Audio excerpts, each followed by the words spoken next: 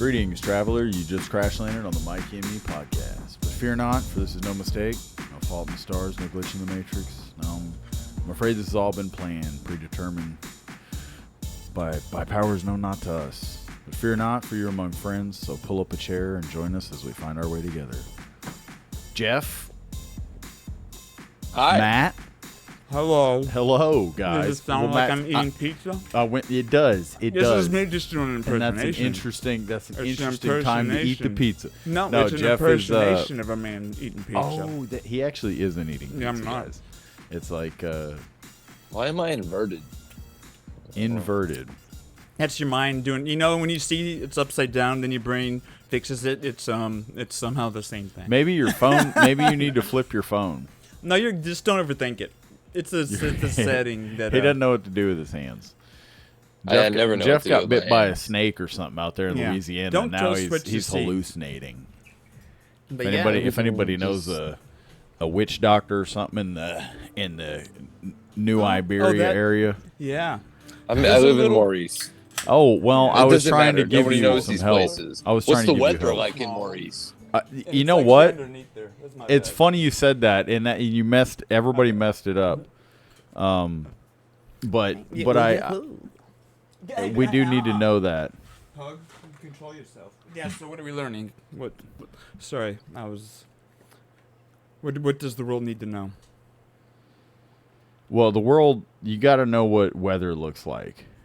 Dude, I knew Jeff was about to be very upset if he blew by this. You Like need the to wind. know Yeah. what weather looks Like the like. wind, Probably. because we And want to know the tonight, wind strength. We're just going to go ahead and go off. We're in Dallas, Texas, so tonight Oh.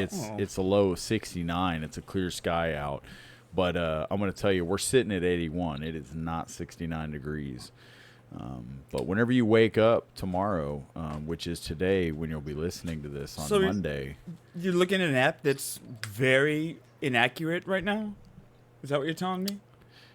Well, it's saying there's a chance it'll get to 69. Oh, but we're just right talking about- now we're floating at 81. Okay, so they're saying if you want to make bets in the next 5 minutes, we might get to 69? Yes. Do you want to bet the over or the under? The I middle. always take the fucking over, baby. Let's We go. need to talk about Jeff's gambling as well because he has gambling stuff. But it's Yeah. cool night in New York City. It's 65 degrees in New York with Yeah, a low that's of about right. 55. You see how they did that? Right now it's a 65 with a low of a 55. I like how Let's they- just say if you put money on Jamar Chase to score a touchdown, Derrick Henry to score a touchdown, and Derrick Henry to then get his yards, you made money today. That's all I got to say. Because I Okay. sure did. Jeff made money today.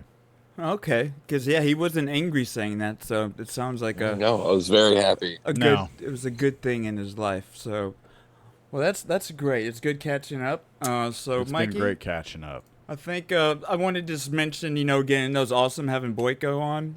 If Absolutely. people didn't Acknowledging- catch that, that was a surreal interview. Like Jeff, I don't know if you had a chance to watch it or not.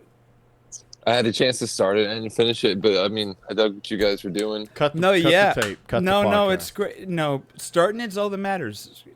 And it's yeah, it was cool. It's No, it was it's fantastic, worth and- checking out. Like I said, I mean, we definitely have to. One doesn't do all of what the questions I feel like we have for him. Doesn't do it justice. I just in the actually one. didn't watch it at all. And also, Thank you. You can be totally honest, and that's I great. listened to it on Spotify, which Oh! I don't know if.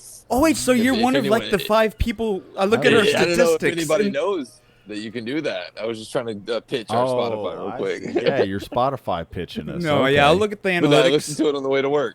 Yeah, no, but he's great. We gotta get him back on just to hang out and chat because he seems like a cool cat. Yeah, no, and it seemed like he actually genuinely enjoyed just hanging out with us. Which is surprising because we're kind of oddballs. We're a couple of weirdos. And he's a surrealist. You don't shut up, and I don't.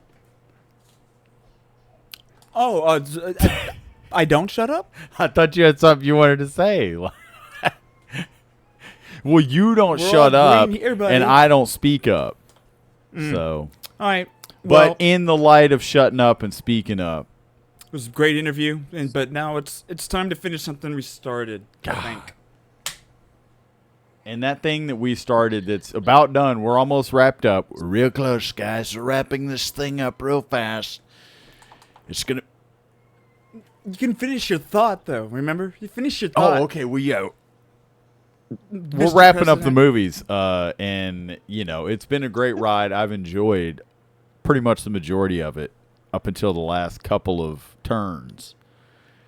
And I haven't because I haven't watched any movies. And my enthusiasm just hasn't been there. And I'm at this point, I've showed up a few weeks just so I don't get fined. I've been present in class. And Okay. I've mailed it in. But tonight, Make sure you go back and watch the back catalog of tonight- M&Me podcast. tonight that all changes. That's all changing tonight. And you know what? I'm kind of upset that I practiced not interjecting because you said all the crap I wanted to call you out on. Look at that. But I don't think you went in depth. I think for you, it kind of ended about 2 months ago, maybe. Not just a couple. Maybe for you, you kind of, and that's just an extreme. That is being It's Hollywood's It's fault. hyperbole because we gotta. I don't know. Jeff is a better assessor, but either way, I do know when I was going through this, the first, 2000 and maybe 2008, we didn't do top tens, and we literally just went A to Z. Oh, That God, I was like, man, brutal. that was. brutal. There's no, I mean, I don't blame you.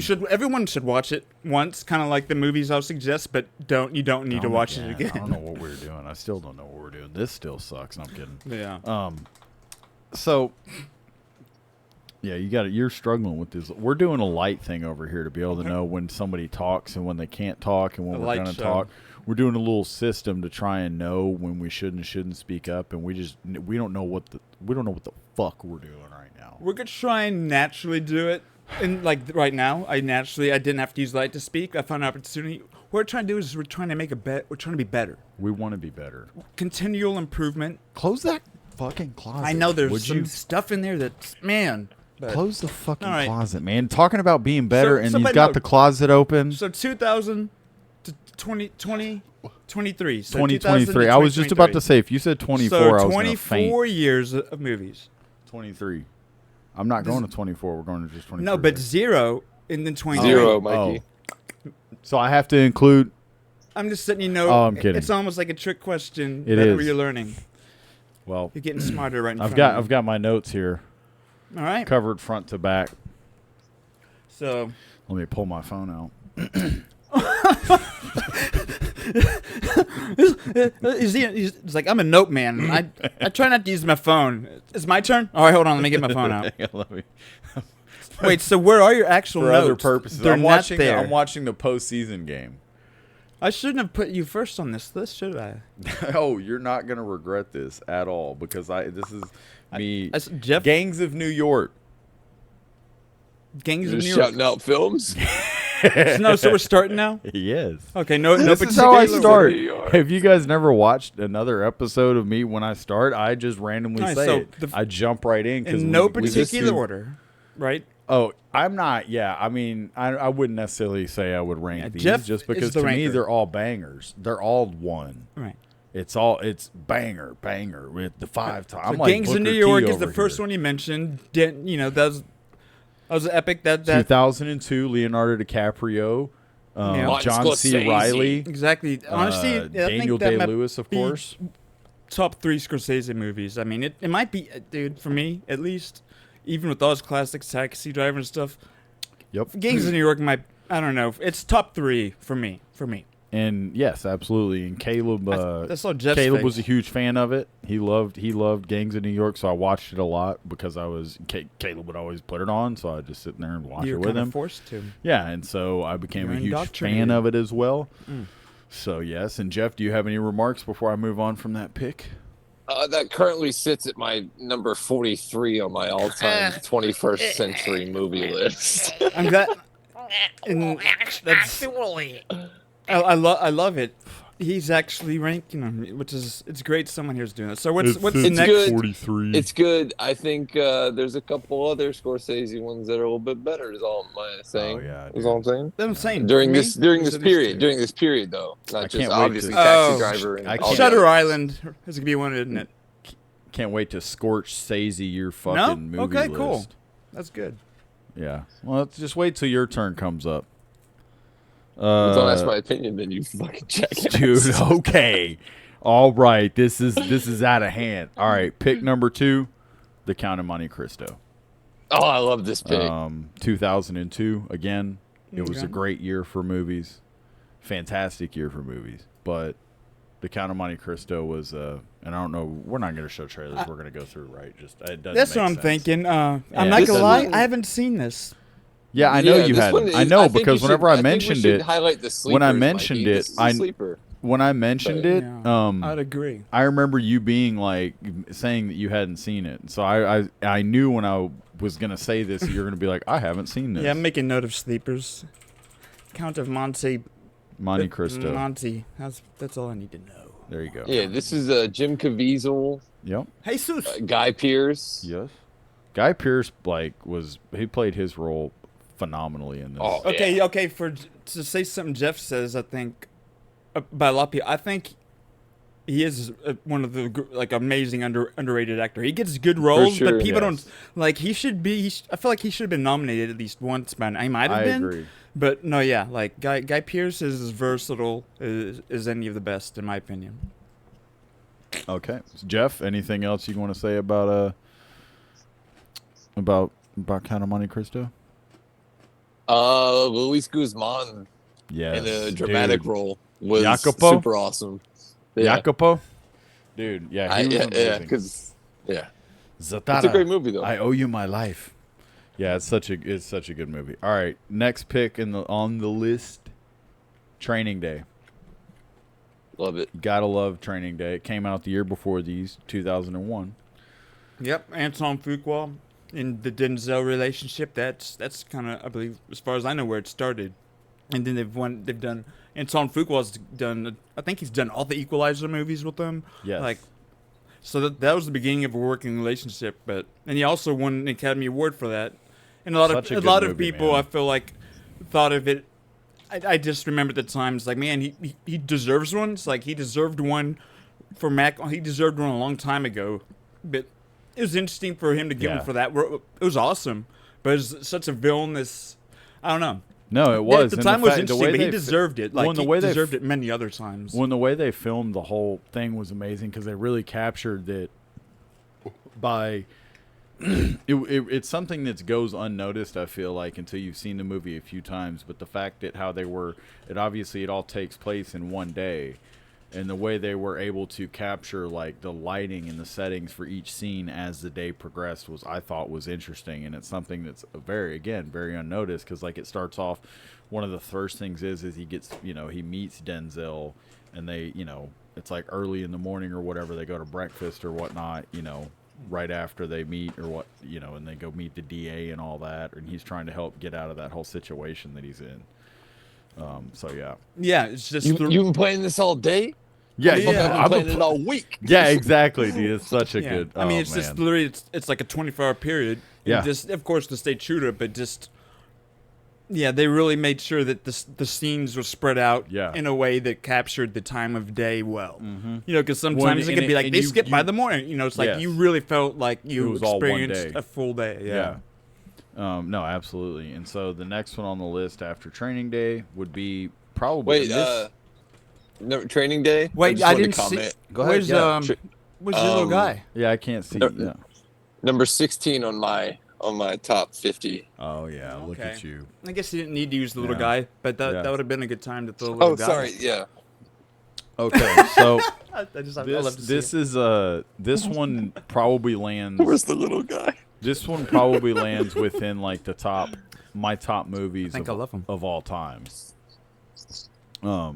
Snatch. Yes. Probably- Mikey. probably Twinsies. Probably all-time favorite movie.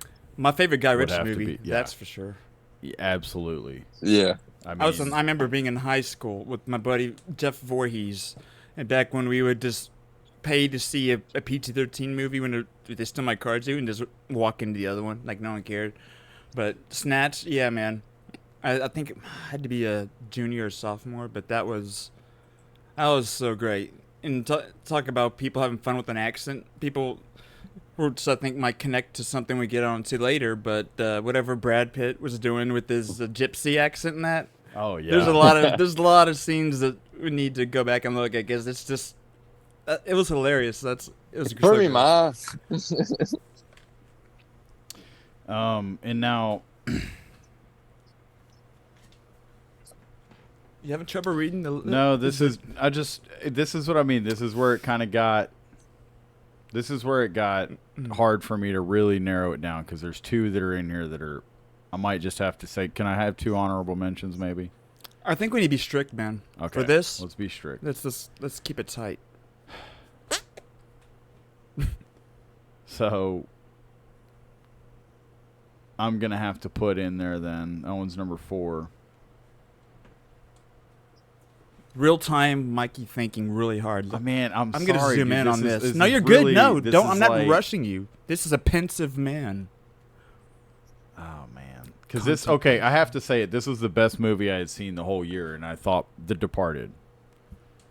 Yeah, it was that's potentially one of the best Scorsese's- movies I had seen all year. that's probably- Whenever that movie came out, I remember being like, I just watched something great. So that has to make the list. So that's number 5. That's got to be it.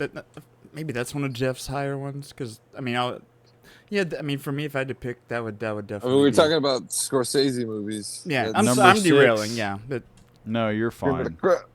Can we get down? Number 6 is going to be Bronson. That's who directed that? that's your boy that directed that. Yeah, it's a name you like to say, not as much as Aronofsky, but you like. I don't know. Maybe you like saying this more. Nicholas Winding Refn. I love it when I know like you went out of your way to practice saying because it's just a weird foreign name. Yeah, no, this was a movie that like it's funny. I know I've said how I kind of stumbled upon it before, but it's one that when Blockbuster was still open. Wait, what's Blockbuster again? Blockbuster was it was a store where you could go grab plastic copies of movies on real film, and then once the DVD came out in Blu-ray, So you bought them there, or did you rent borrow 'em. them? You had a little card like a library, and you rent and paid so you money. just borrowed them, Better not be late. and they charged you if you're late to return them. And then they'd whoop your ass too. I can't imagine. But yeah, a so world. I used to see it always on the shelves, and I was like, man, you know what? Fuck it. One day I decided I'm gonna rent it because I had like it was rent one get one free or something, and so I was like, you know what? I'll do it. Let me get Bronson. I always see it. I always wonder about it, so I did it. Yeah. And I was not disappointed. It was an amazing movie. It was wild. I didn't think I'd like it. Like, had I known kind of how Clockwork Orangey, whatever it was, I don't know if it was just, I just put it on, watched it, and I loved it. That's awesome. And now it's made my list. In your description of how you came across it, just for, I was older, but whenever your brother and I would go rent movies, we didn't, when we were young, we'd walk to the video store before I could drive. They'd have a Video Update was similar to, then they had Tuesdays 2 for 99 cents. And so, but they'd give you a max of like 12 movies or something. That's basically what we do. We just go through the store and, that looks interesting. And that's where we pick it. And, yeah, a lot of crappers, a lot of terrible, terrible movies. But yeah, that was just cool. Similar thing for me. Yeah, absolutely. So that was my 6. That was number 6. God, this is gonna get so hard. All right, I have to add in. I've got to add in. What some was humor. Blockbuster again? I have to add in some humor, and to me, this has to rank as being one of the funniest comedy movies, in my opinion,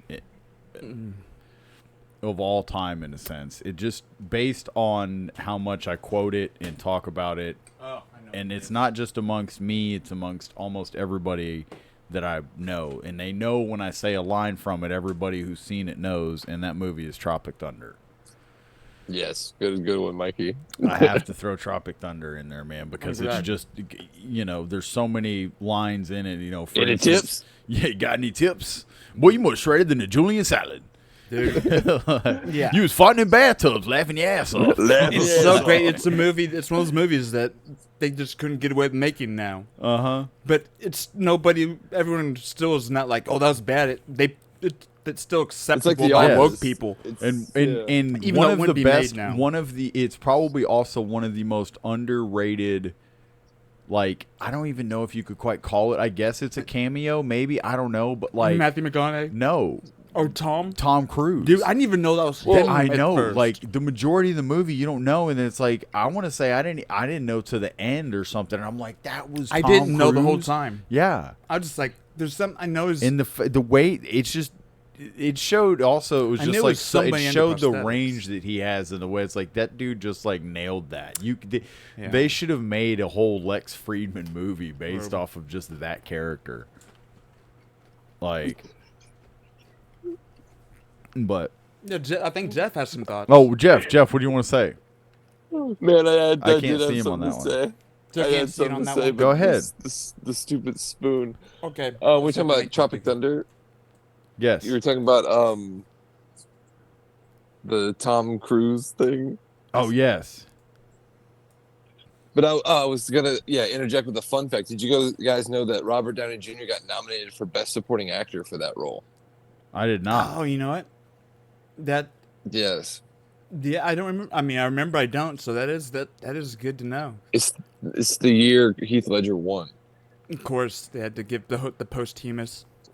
Yeah. It's cool as Ben Stiller directed that movie too. I mean, if you didn't know, Mike. It's just funny that Yeah. Robert Downey Jr. is playing the role of the award winner, and he's the only thing that gets nominated from that movie. Dude, it became the meta whatever aspect of that movie. Even that happening is a beautiful it's thing. so funny. Yeah. All right, so I've done 7. We've got Alright. 3 left on my list here. His counting. You've been you've been practicing. This is number 8, and I think a lot of people would have to agree that this transcends generations, and it will be known as a fantastic movie and can be analyzed and talked about in so many different angles that, like, I don't know. There's all kinds of different meanings, I feel like, but No Country for Old Men. Damn. This is the reason I'm really. You put that high, dude. That's number 22 for me, but I love that movie. I'm glad you have that there again, because getting 10 for me, it's almost like I just had to accept, I know. not to overthink it. I know. I love that movie. And though, that's Mikey. what I'm just thinking. A It's movie that flawless. stick with me, and that really, like, I remember It's watching and just. so Do dumb. you want to talk about one of the like best sight and settings that Coen like, really Brothers, helps man. you? That The help best. you get like when, and also the man with the biggest presence in all of motherfucking Hollywood, James. Dude, that was Brolin. honestly part of his like comeback, Dude, like that. Yeah, He was rolling yeah. that movie. that movie was amazing. And we And, talking like, about who's the whenever biggest all the desert scenes and stuff, like I mean, like right whenever the rain clouds started to hit after he found, or like right before, or right when he was like packing up to leave, or when he found the money. Either way, it was like him getting chased by those pit bulls and stuff, by the cartel guys and all that. Like that was wild. And Yeah. Javier Bardem's character, oh my god, like Yeah, I've never been more Bullet. terrified of a man with like No. a chili bowl and bangs before. because it was based on a Cormac McCarthy novel, right? So if you're not familiar with, like, he did The Road. The only main things that Blood The Meridian, Road's great. I think, was like his main big work. I don't think Yes, they've Blood made Meridian. adapted that. I've heard But the Road, but No Country for Old Men was one of his adapted works. And as far as Javier Bardem's character, it's not a happy ending. And this is the year that another amazing movie I believe came out that could be on my list, but it was either nominated. I don't remember if this one Best Picture or There Will Be Blood did, but it was. I just remember maybe Jon Stewart hosted the Oscars. It was just all the movies that were up really high were like pretty depressing and dark. Really? Yeah, this is just the tone of it. So it was cool though. It was cool to see. This is a Coen Brothers film. Exactly, Isn't it is a Coen Brothers movie. Yeah, but It's one yeah. of my favorites of theirs, for sure. You got any more comments on No Country for Old Men? Jeff, got anything you want to say? Other than what, it was number 21 on your list? Nah, man. I just remember watching this. I think I rented it from Blockbuster. No lie. I don't know. I think Yeah, it was a great movie. Yeah, 2007. Blockbusters were still on Earth. So that was number 8. So I have 2 left. I'm gonna put this one's number 9 because it's special to me, and it's also. But again, the numbers don't matter. This is you're down to They the do last to two. Mikey. They don't. We're down to the last 2. Yeah. So with this one, it's a very special movie, The Fury of a Patient Man, movie that came out 2016.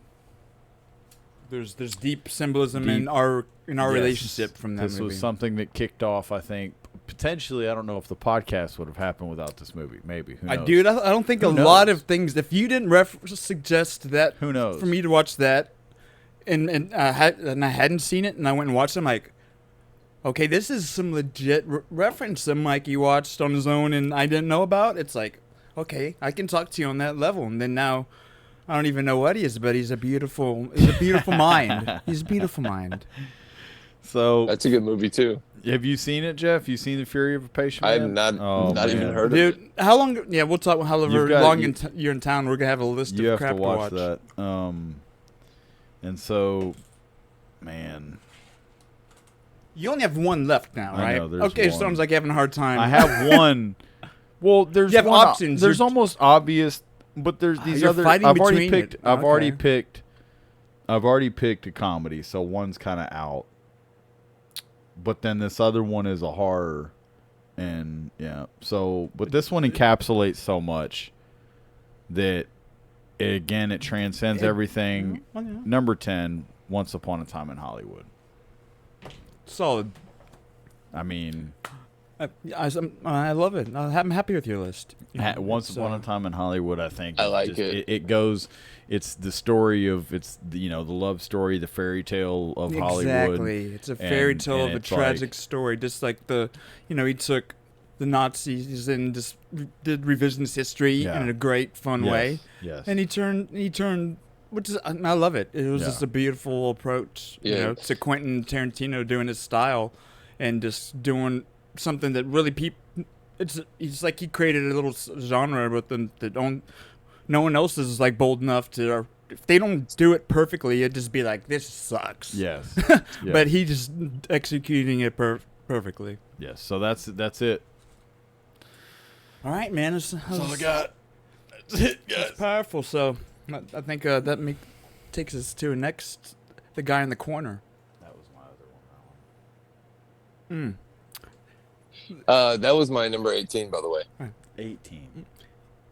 Those are for you. It I started put up them there. down. It started up there. I just kept having to move it down a little bit. Number 18. Unreal. He's all right. a So refiner. Jeff, It's my now- number 2 Tarantino film. Now I'm moving to you. I can't wait to That actually make thing all would these make lists you on our top 10. site thing because it'll be great. I just need to copy and paste. I forget about it, to be honest. My mind wanders. Okay. Some of these are just Profit. like personal favorites. I know that There Will Be Blood and Training Day, I think we talked about, are like better filmed, like amazing films. Some of these are just like straight personal. I love these movies. They came out. I bought them on DVD, watched them 1,000 times. Yeah.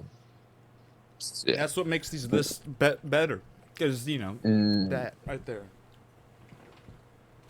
So Mikey, you had my number 12, Snatch. That was a really good. You have that That- on that- your. That's your Yeah, pick that for was you? number 12 for me. But that was a really good one. And the only other one you had that was on my list, I'll make Was- notes of crossovers. my number 3, The Departed, which Okay. Scorsese, that's his best movie. Fight me, I don't care. Taxi Driver's awesome. Like all of his, the Goodfellas is amazing. It's probably number 2, but like The Departed is just, it's Yeah, like a Mark perfect movie. Wahlberg's I love it. character deserved his own Yes. The ending was just Who, so who simple are and you? I'm the epic. guy who does his job. You must be the other guy. He was like, my theory on Fez is feed him shit and he was like, treat him like mushrooms, feed him shit and keep him in the dock. Yeah, maybe go fuck yourself. Yeah. My number 10, start the list off, is Garden State, the Zach Braff from Scrubs directorial debut with Natalie Portman and Peter Sarsgaard. It's just, Peter. it's like, it's actually the movie that introduced me to the Shins, which is one of my favorite bands. Yeah, it's great, especially Interesting. for a guy's first movie. Yeah, Jeff Like, you ever started me seen off it? with That's the like his only knuckleball. movie. I don't think he's done much else since, really. He's done a couple. He's got like 2 or 3, and he's done a couple like side cameos and stuff. But yeah, I'm glad you let's see. liked it. I did. I'm glad. It's a feel-good movie. It's kind of the opposite of a Darren Aronofsky film. Yeah, and just again, it's you're Yeah. both enough years Like I younger said, than me. this one's to where just like when y'all this one's saw just it, like a personal favorite. yeah, Hit me right in the In the right feels. at the right age. Right at the right age, I would say. exactly. Number 9, Gladiator. I don't see how you make a list Yes. of the top I 10 know. and don't put this movie in. I know, dude. It was got some hard. strong I just memories had of to. I that. had to. Like I was telling Mikey the other day about it. I think it was earlier today. It's one of those movies. It doesn't matter what part you're watching it. Like it's halfway I know, through. it's You're like, watching it. how do you it's think I towards feel? the end. You want to see how it finishes. My even though you dad's know how 2 it favorite finishes. movies are Gladiator and fucking Man on Fire, and I love both of those. But I'm They're also both, like, both are great. I'm also like, if I'm everybody knows about those, and if I'm trying to help kind of and really encapsulate good movie picks, I feel like No, everyone has their own approach to this. Well, Yeah, this, yeah. one, this one's That was relevant mine. because the sequel's about to come out, or it already came out. Yeah, and Denzel's there. in it, right? Yeah. But that's great about our list. We just have our own different Yes, approach and yes, mindset, and we're not yes. like following any rules. So that's Yeah. the beauty. The of it. way I did it was I broke down genres and then ranked like my top 10 in each genre, and then kind of like Garden State was kind of my indie comedy, but this is just like one of my favorite comedies of all time. Number 8, Walk Hard, the Dewey Cox story. Dude, you can't. It's not just like one of that those. movie. Like, no, that's an underrated film. the soundtrack is amazing. That's all John C. Reilly and Judd Apatow writing the lyrics to all those songs. Help me and they're beating like off really my good fucking demons. songs. Yes. They just But so like many the Guilty as A Beautiful Ride, dude. You guys ever heard that song? Yeah. The one he sings at the end. The Tim Meadows, dude. You don't want no part of this stuff. You don't want no part It's of this. non-habit forming. It's I think I want to try some of that and he- marijuana. and he never once paid for He drugs. never once paid for drugs. Not Like, one. that was- We quoted that in college. Yeah, wrong kid died. the wrong kid died. He was like, "This is gonna be the best day ever. Ain't nothing bad gonna happen today, Dewey." Not in this long life of Machete ours. fight. And then Oh, a machete fight. it's yeah. All right, and this is kind of like Gladiator, where it's kind of obvious, but it's kind of one of those movies that, like, once again, like if it's on, I'm watching it. Like it's one of my favorite movies of all time. Oh Brother, Where Art Thou? Dude. There's the Coen brothers again. Yes. Pappy O'Daniel. Is you ain't my constituents. I was gonna say earlier, but I didn't want to spoil it. Like out of Coen Brothers, like it's like that, Big Lebowski, and then like Oh Brother, Where Art Thou? Oh My yeah, dad Lebowski's loves- my number one. My dad for sure. loves Oh Brother, Where Art Thou. That's based on the Odyssey, right? Mm-hmm. Yes. Iliad Yeah. and the Odyssey. Or Yeah. Homer, or whatever. Is it? Yeah, Homer. All right, and the next couple ones are just gonna be straight up like Jeff's Reserve, like my favorite just Special movies I Reserve. recommend. If you haven't seen them, you need to see them. They're my personal number 6, Moneyball. I'm a big baseball guy, and this is honestly like the baseball movie for me. It's the story of the Oakland A's and how they formed a team off of statistics and like the not having very much money compared to the Yankees that had like hundreds of millions of dollars and stuff. So they scrounge at the bottom of the barrel to get these players and put them in place, and yeah, they won the record for most games. It's Brad Pitt and freaking Jonah Hill. Yeah, I feel like that was like his foray into actually showing you could act. Philip That Seymour movie. Hoffman. yeah. What's the other guy? The Jurassic World guy, Chris Chris Pratt. Yeah. Yep. Christopher Scott Pratt. Hatteberg. No, it's good. I just love it. I love baseball movies. I love Brad Pitt. I love Jonah Hill. You I must love love you. Kevin Costner. Unless you don't. It's one of those I've seen 1,000 times. I had it on Blu-ray. Whenever it came out to Netflix, even though I had it on Blu-ray, I watched it like at least 4 or 5 It's a neat times. thing. when I it have was on not seen it Netflix. once. I've not watched it once. Isn't that terrible? What? Not really. I mean, Yeah. if you're not a baseball Yeah, guy, you don't man. watch. You haven't watched. You didn't. You There's a haven't lot of seen things I Count haven't Monte watched. Cristo. Yeah.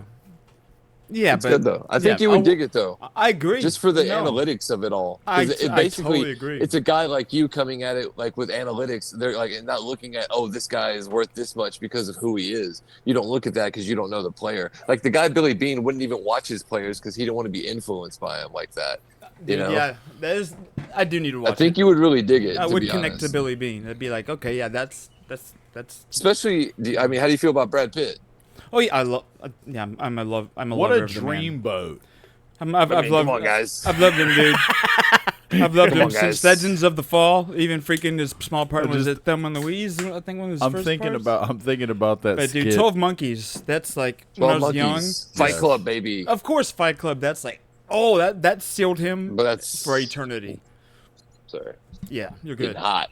I'm over. Dude, All right. it's like Brad Pitt abs. Keep- Those are keep what I going. want. That was like the thing. All right, number 5, super personal, and because it's number 5, I mean, if you've seen the movie, you know, High Fidelity. It's a top 5 movie for me of the 21st century. Yes. It's based off a book. Matt, have you seen it? It's John Cusack, yes, I have Jack seen Black. it. I have seen it. Yeah. It does capture that whole record. It captures the subculture of the time. Like, no, I can't think of another movie that does that well. Just that type of like trendy hipster, just in the know on the bands and music that makes them cool. It just really captured that and had a story behind it. So yeah, I feel like it's an important capsule of that era, time capsule. I feel like. Yeah. And it's also, you know, the boy loses girl, boy wants girl, that storyline, but Yeah. also like With the backdrop of just. I mean, that's John Cusack's style. Like, Say Anything's another one that's the classic stereo over the head. You know, in the '80s. Like, that's one of my favorite yeah. movies of all time too. Which I did a remix with Limp Bizkit playing instead of the song that's actually playing. For Shame, In Your Eyes by Peter Gabriel. Yeah, In Your Eyes, dude. is the Oh, song. I'm gonna have to make you watch it. It's actually pretty funny. That's pretty funny. And number 4, Eternal Sunshine of the Spotless Mind. Ah, Jim Carrey. It's awesome. Her brother I love just this came movie. in yesterday saying, I just watched the Eternal Sunshine of the Spotless Mind. He'd seen it, but he just brought up watching it again. It was just interesting because her brother, came up saying that. It's like surprising to hear him say that, and that's on your list. So yeah, tell us more about it. Basically, it's him and Kate Winslet. They have a horrible breakup, and then he runs into Kate Winslet, and she has no memory of him, and he finds out that she had the memories of him erased, so he goes to do the procedure, but like it's in steps, and like he's like in his brain, like basically fighting to not, like he wants to remember, and it's really about like relationships and about how that pain Yeah. is like it's useful, like it's how we move on, you know.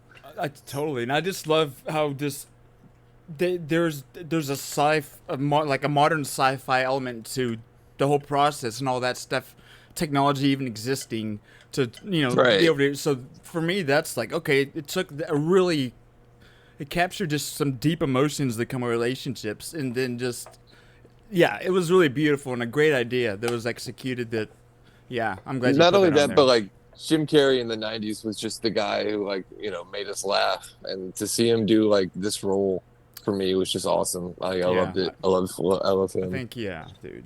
Good. I'm glad that you put that on your list. And then number 3, The Departed. Number Departed. 2, honestly, the best comedy of the 21st century. Best comedy? is, Yeah. no, number 2. Sorry. Okay, I'm sorry. Super Bad. Ooh. Jonah Hill, Michael Cera, McLovin. Remember seeing that in Bill college Hader. with my roommates, like release day, going to theater. Dude, I saw it in theaters with my buddy, and we freaking laughed the whole time. From the first Oh, yeah. scene to the end, it's one of those like the whole time. Like it's exactly Just what you the want. intro in a with the comedy. dancing, singing. Yes. I was with I have very vivid memories of that entire movie. They're just talking about like what porn site they're gonna subscribe to, like right off the jump. Like that's Dude. the kind of movie this is gonna And be. Bill Hader's came again. Bill Hader's like one of my. I love him. I feel like Yes. he's one of that early days. Hey, Bill top Hader. 3 SNL characters of all time. Yeah, Will Forte, yeah. then him, and then for me, Will Ferrell probably. Yeah. Dana Carvey.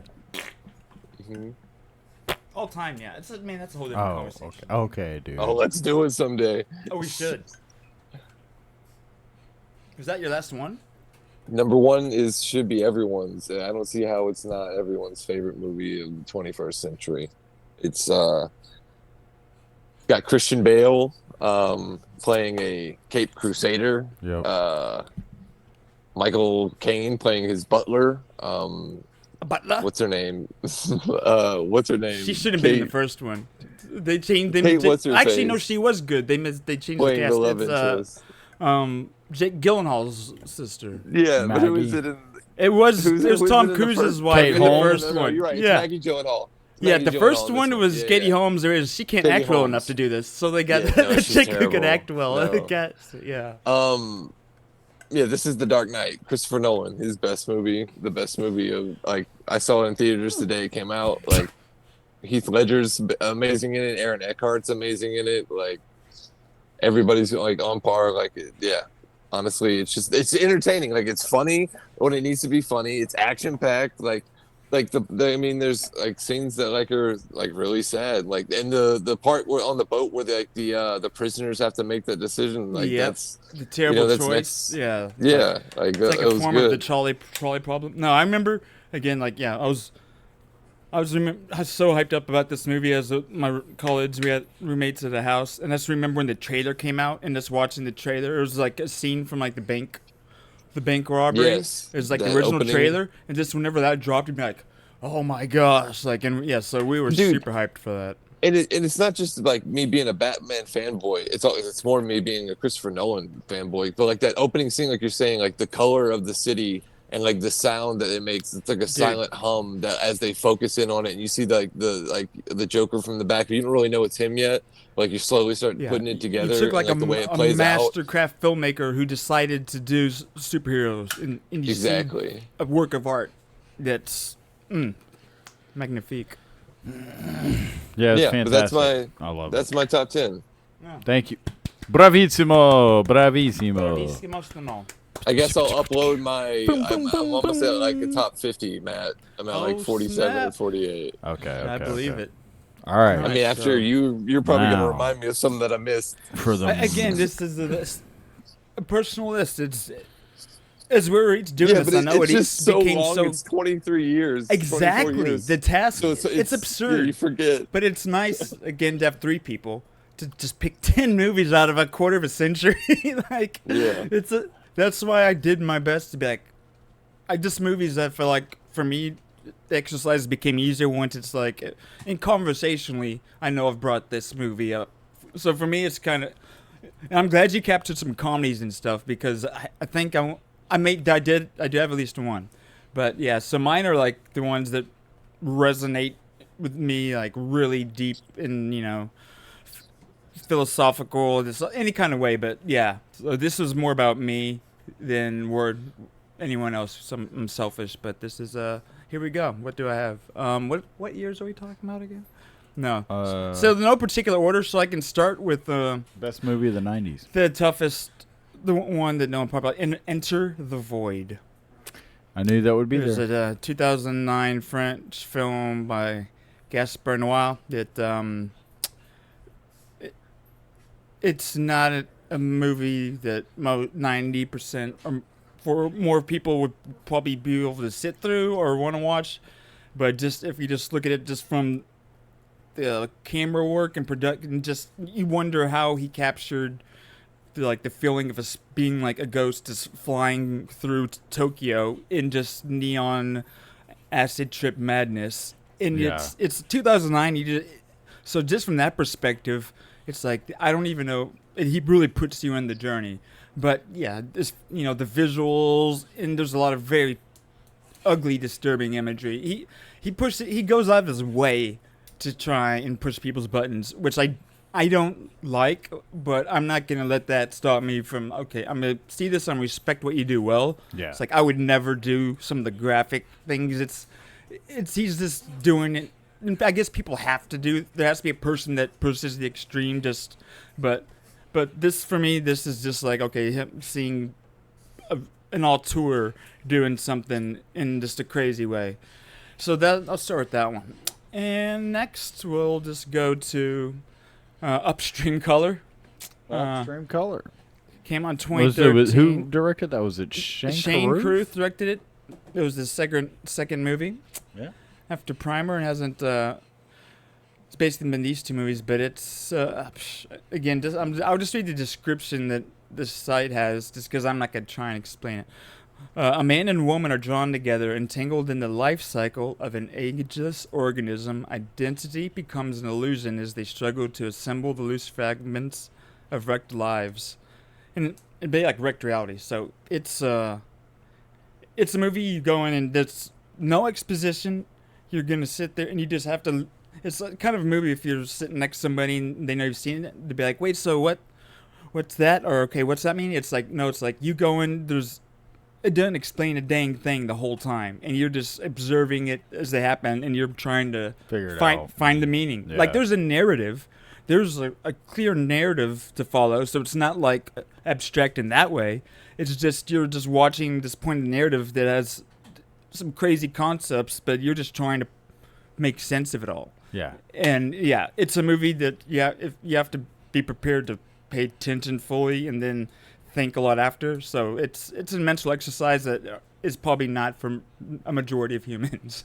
Well, there you go. But it captured my mind. But it's No, yeah. That's, don't yeah. again. You probably won't want to watch it, but you should. You should. I got my nephew to watch it. It's always great when someone's young enough to where like you should watch this. Like, They're like, oh, okay. Uncle Matthew's like, yeah, I'm gonna sit and watch it. And they're like, and you tell them why you think it's cool, and they see it. It's like, dude, that's badass. I'm like, I programmed you, buddy. That's funny. No, I'm just hoping. No, they just saw it, so it's good. So Upstream Color.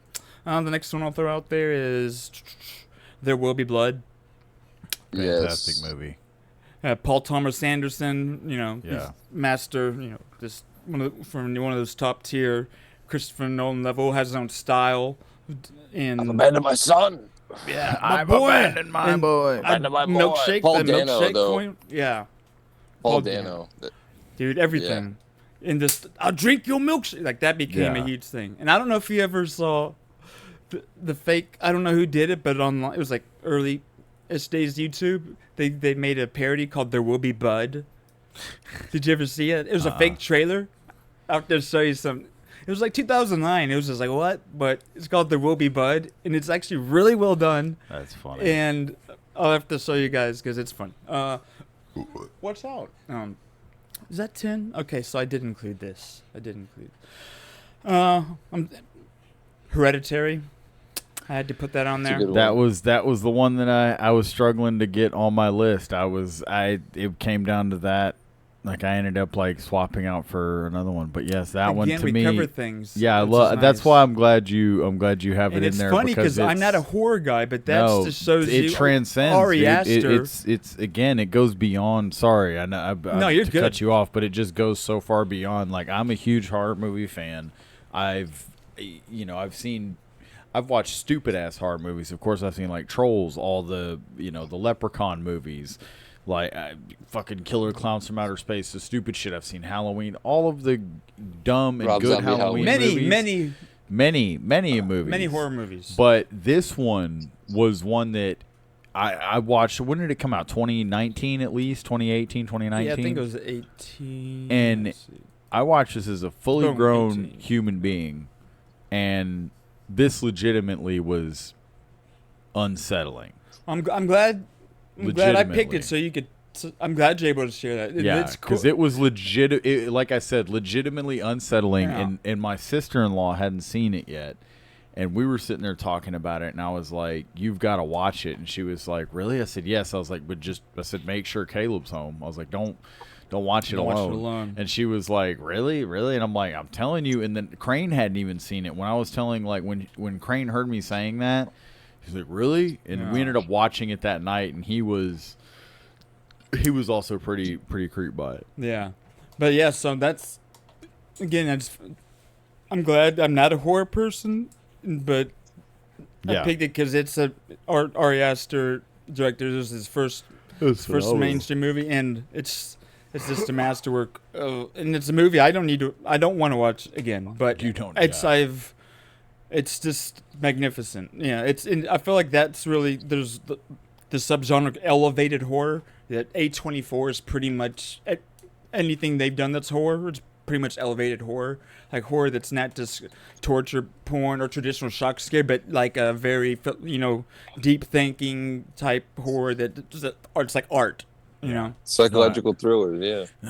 And I was gonna say, you brought up A24, and that's something we've been talking about. We have been saying A24 does not miss. I've done the research. They don't miss. And Jeff recently. Oh, kind of what I was asking. Like there has to be a miss. And apparently, okay, Jeff says Jeff says they have missed. Okay, quite a bit. Is the allegation from Mr. Jeffrey All right, Wilson. we'll get to that. That's the whole thing.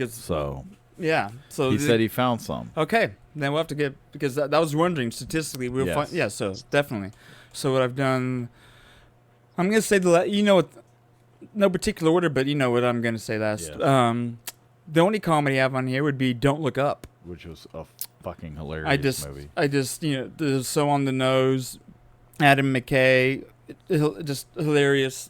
Recent enough to be making fun of culture, yes, as it still currently pretty much is. So yeah, I laughed nonstop. In a similar way to Idiocracy. Idiocracy, honorable mention. Not as stark. Yeah, and then there's like 20 years there, so there's a whole different. But yeah, and let's see. I'm super 1, 2, 3, 4, 5, 6, 7, 8. Okay, I did leave 2 action. Okay, that's cool. Well, and I just put the 4th one of these because I wouldn't go waste 4 spots putting every John Wick on here. But I put John Wick 4. Yeah.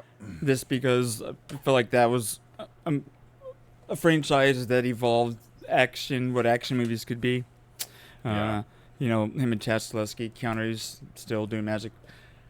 Of course, and I just put the second part of this one on here because I waste 2 spots. Dune. I put part 2, but the Dune movies. Yeah. I've shared my deep love of that, so it's everyone knows about that. So 2. I think I'm down to 2, right? Yep. So no 3. 1, 2, 3. I haven't said these 3. So the next one will be another action movie, but it was foreign. It was called The Raid.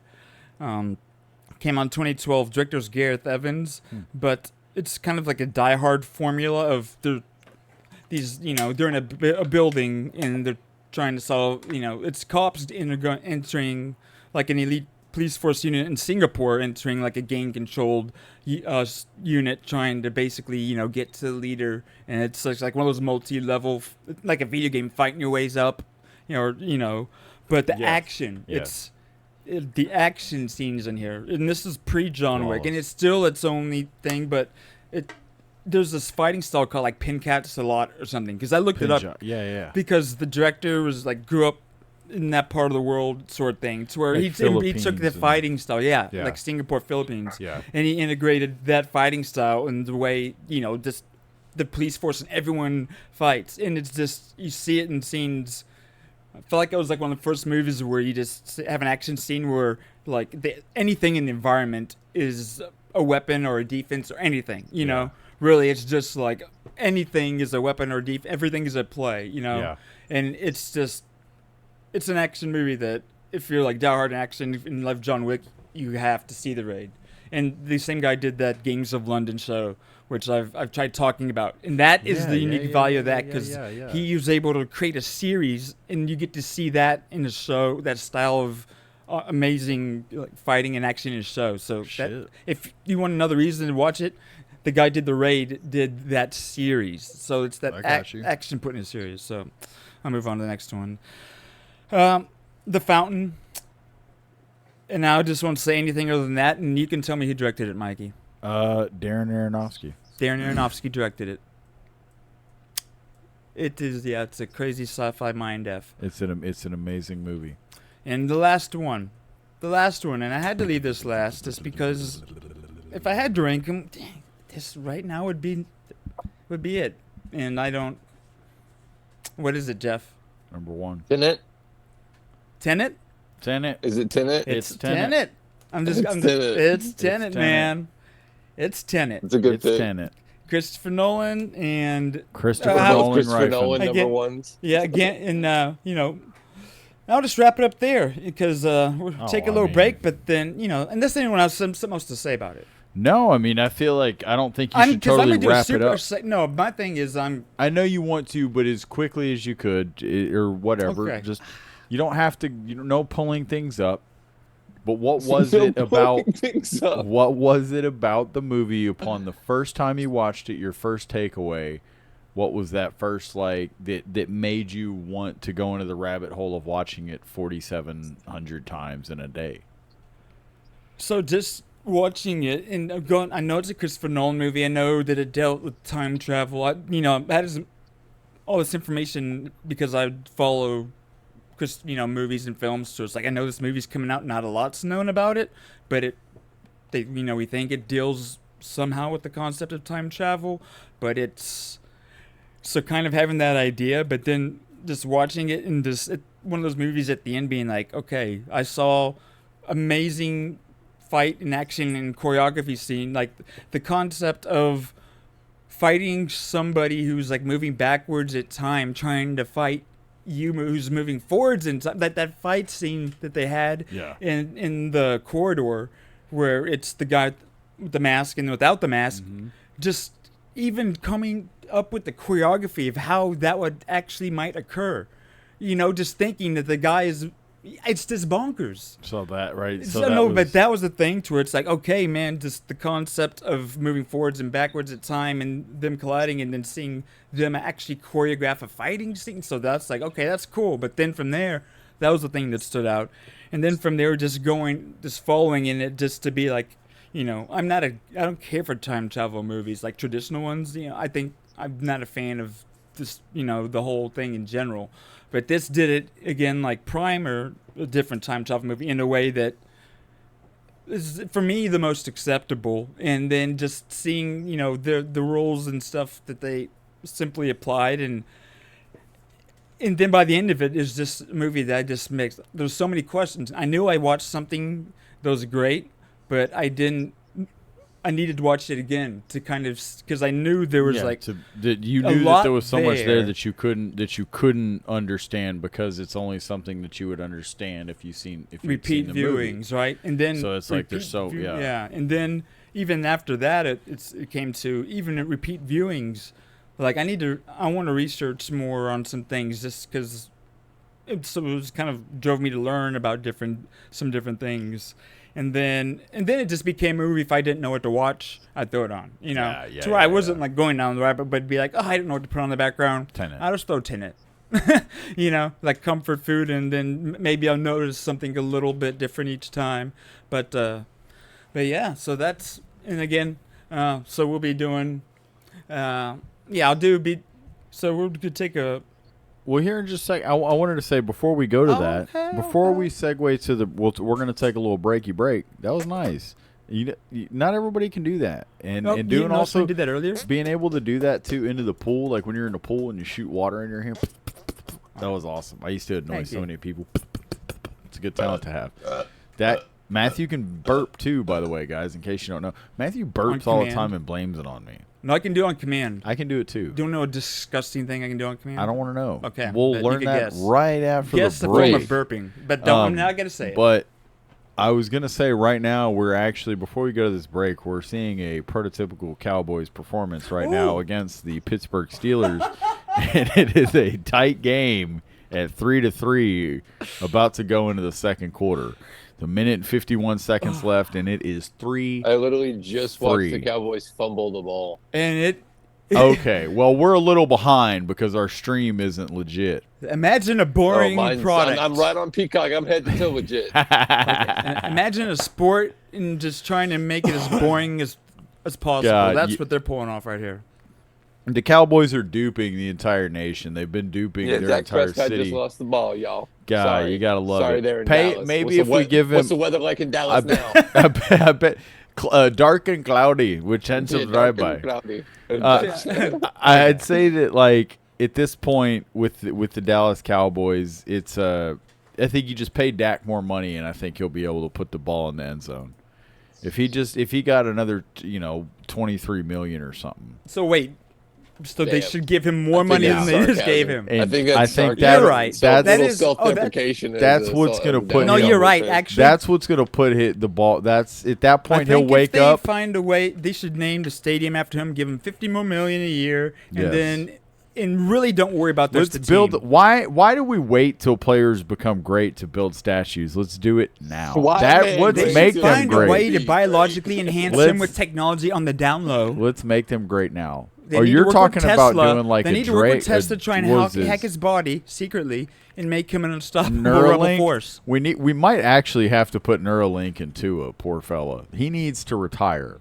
Tua does not need to play Tua football. Tagovailoa Come on, still man. plays? Come He on, does not man. need I'm to a play Dolphins football fan. anymore. Wait, he We don't still need this. plays? He got concussed again the We other need day, him. and it was bad. This is 10 years from now when he either commits suicide or kills a family member. It's because he's still playing football. He needs that to not be CTE. playing football. CTE is no joke. He's not gonna go all Chris Benoit, dude. He'll be Oh, Jeff, that's what a rare. There's other case. ones. There's other athletes. Oh, what a man. rare case. What a rare. I'm just saying the way. Oh, I don't Chris want. I'm not Benoit, no, talking that's the about that. extreme. We're not talking about Chris The- Benoit. There's a We're terrible not. meme your brother sent me. Well, I don't. We're not going to. You know it's What fine. about, Taylor, what about the football players that killed themselves? Junior Seau shot himself in the heart and donated his brain to the Yeah, CTE, the CTE research. So that's an uplifting research. note. he was a handsome fellow, man. All Poor right. guy. Well, I think it's time for a little break, and then we'll come back. I think Jeff has something to talk about. Jeff does have something to talk about. So we'll take a quick I'm break like and- Iron Man. I have no idea what it is, but this man, I think he's got some to say. I'm Iron Man. All right. And we're back. Thank you guys for sticking around. That was honestly that was good. That was nice. You We think all so? I know we all had to leave out a bunch of movies that we really loved, and but like you said, that's the whole thing. We need to be strict.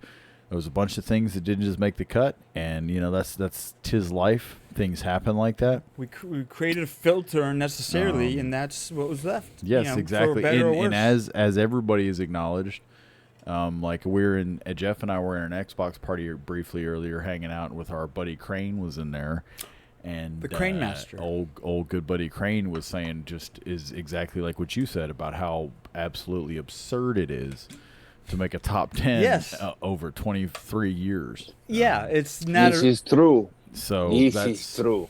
that's a lot of It's like really. It's hard. That's your idea. It's like yeah, Yeah. because it's absurd. yes. But And we had so- 3 people, and that's why there's a couple crossovers, which is cool. But yeah, that was good stuff. But Yeah, absolutely. And well, so what's next? And so at this point, we're gonna do. Jeff has a segment that he was tasked with, but no, also, he championed it. I was gonna say, but also He this was his idea. He would like to speak. He's holding up the spoon of speaking. He's like, "This is my segment, guys. He's haven't holding even his spoken yet." speaking spoon up, and so now at this point, I will pass the. I'm not even gonna say what we're gonna talk about, but I will pass it off to Jeff for our next segment. Okay, cool. This is gonna be the Jeff's deep dive segment. I was talking the other day about how I saw the new Wolverine and Deadpool movie, and I thought that Channing Tatum as Gambit stole the show, and it really deserves a deeper look, like a deep dive. So I guess we're gonna try, or we're gonna do that. I'm excited because I'm on just board. fucking bore everybody to death Dude, with a bunch of shit. Not Yeah. boring. So, yeah, you just start. I know there's a couple clips. You just tell me when you want me to pull them up when it's relevant. Oh, bro, just throw one down right now. So the intro. Introduction of The him. intro. Yeah, let's do Okay, it. so let me get this on the screen. We can see that there. Let's make that look big for this on here. Oh gosh, I'm paying for this. And who's this succulent reminder of my own inadequacies? Look at you. You look like the superhero version of Hawkeye. The name's Remy Labo, du Diable Blanc. But you can call me the Gambit. It's been a while since I've seen Sling Blade. Hit me again. They call me the Gambit. Do they? Are you sure you didn't just really want them to, but it never quite worked out? Would they, You know, we never had a. Yeah, so what was his name? You can barely understand. That's Gambit. That's Remy LeBeau. Okay. They call me Remy Level. So take us. So that's Gambit. So we know who he is. So basically, that's my favorite comic book character. So I was super excited to see him because they only portrayed him once. But I kind of wrote a little something, to just kind of like dig into like. I mean, they make a lot of jokes about how like he never got to be and all this stuff, and like this is kind of the behind all of that, like what they were actually talking about. So it Channing sounds Tatum's like a meta thing. Like there's if you follow yeah, it in real definitely. life. Like the whole movie, that was kind of like a lot of people understood like Elektra and Blade they used to be, but like who's this guy? Like why is Channing Tatum dressed like the guy Gambit from the cartoon series? You know what I mean? Who was It makes honestly one sense of to a lot of my people. favorite as a young kid too. For whatever Dude, and I'm from Louisiana, so like you're right. it kind of hits a little harder because he's from New Orleans. Yeah, I guess let's get into it. Yeah. Channing Tatum's been a longtime fan of Gambit, a popular character from X-Men. Like the cartoon series is what most people know him from, but like he's got his own backstory. He's a member of like the Thieves Guild. He's from New Orleans. Channing Tatum's dad was born in New Orleans, so that's why he had like such a strong connection to the Gambit's Cajun roots. And to be honest, his accent isn't perfect, but like he actually attempts like making a Cajun accent. Like nobody really everybody who talks from Louisiana just sounds like a hick or just sounds like they're from New Orleans, and there's like more accents than that. So like there hasn't been what you would is from New Louisiana is a representation of a good one, like an authentic one is tough, right? I mean, what he does accomplish is like the roguish, like handsome, like charming personality that he has. Like Channing Tatum is perfect for that. So like him just making that attempt and just succeeding on any level, like I feel like is good. But he's like been super passionate about bringing the character on the screen. He would talk about, and I saw an interview of him talking about putting like his dad's old duster on and like grabbing a pack of cards and just throwing them around to his friend at like young age and shit. That's so cool. But like it goes back to all the way to like 2006. So he was almost cast in X-Men: The Last Stand, but it fell through when the studio decided not to put Gambit in the movie. There was so much going on. It was the end of a trilogy. They didn't want to keep putting in new people and stuff like that. And they wanted to kind of give Gambit like his own, like, his just due. So they put him in that 2009 Wolverine Origins movie, which didn't really make a lot of sense, like canon-wise. And they didn't cast him because he was doing G.I. Joe at the time. They casted the guy from Friday Night Lights, Taylor Kitsch.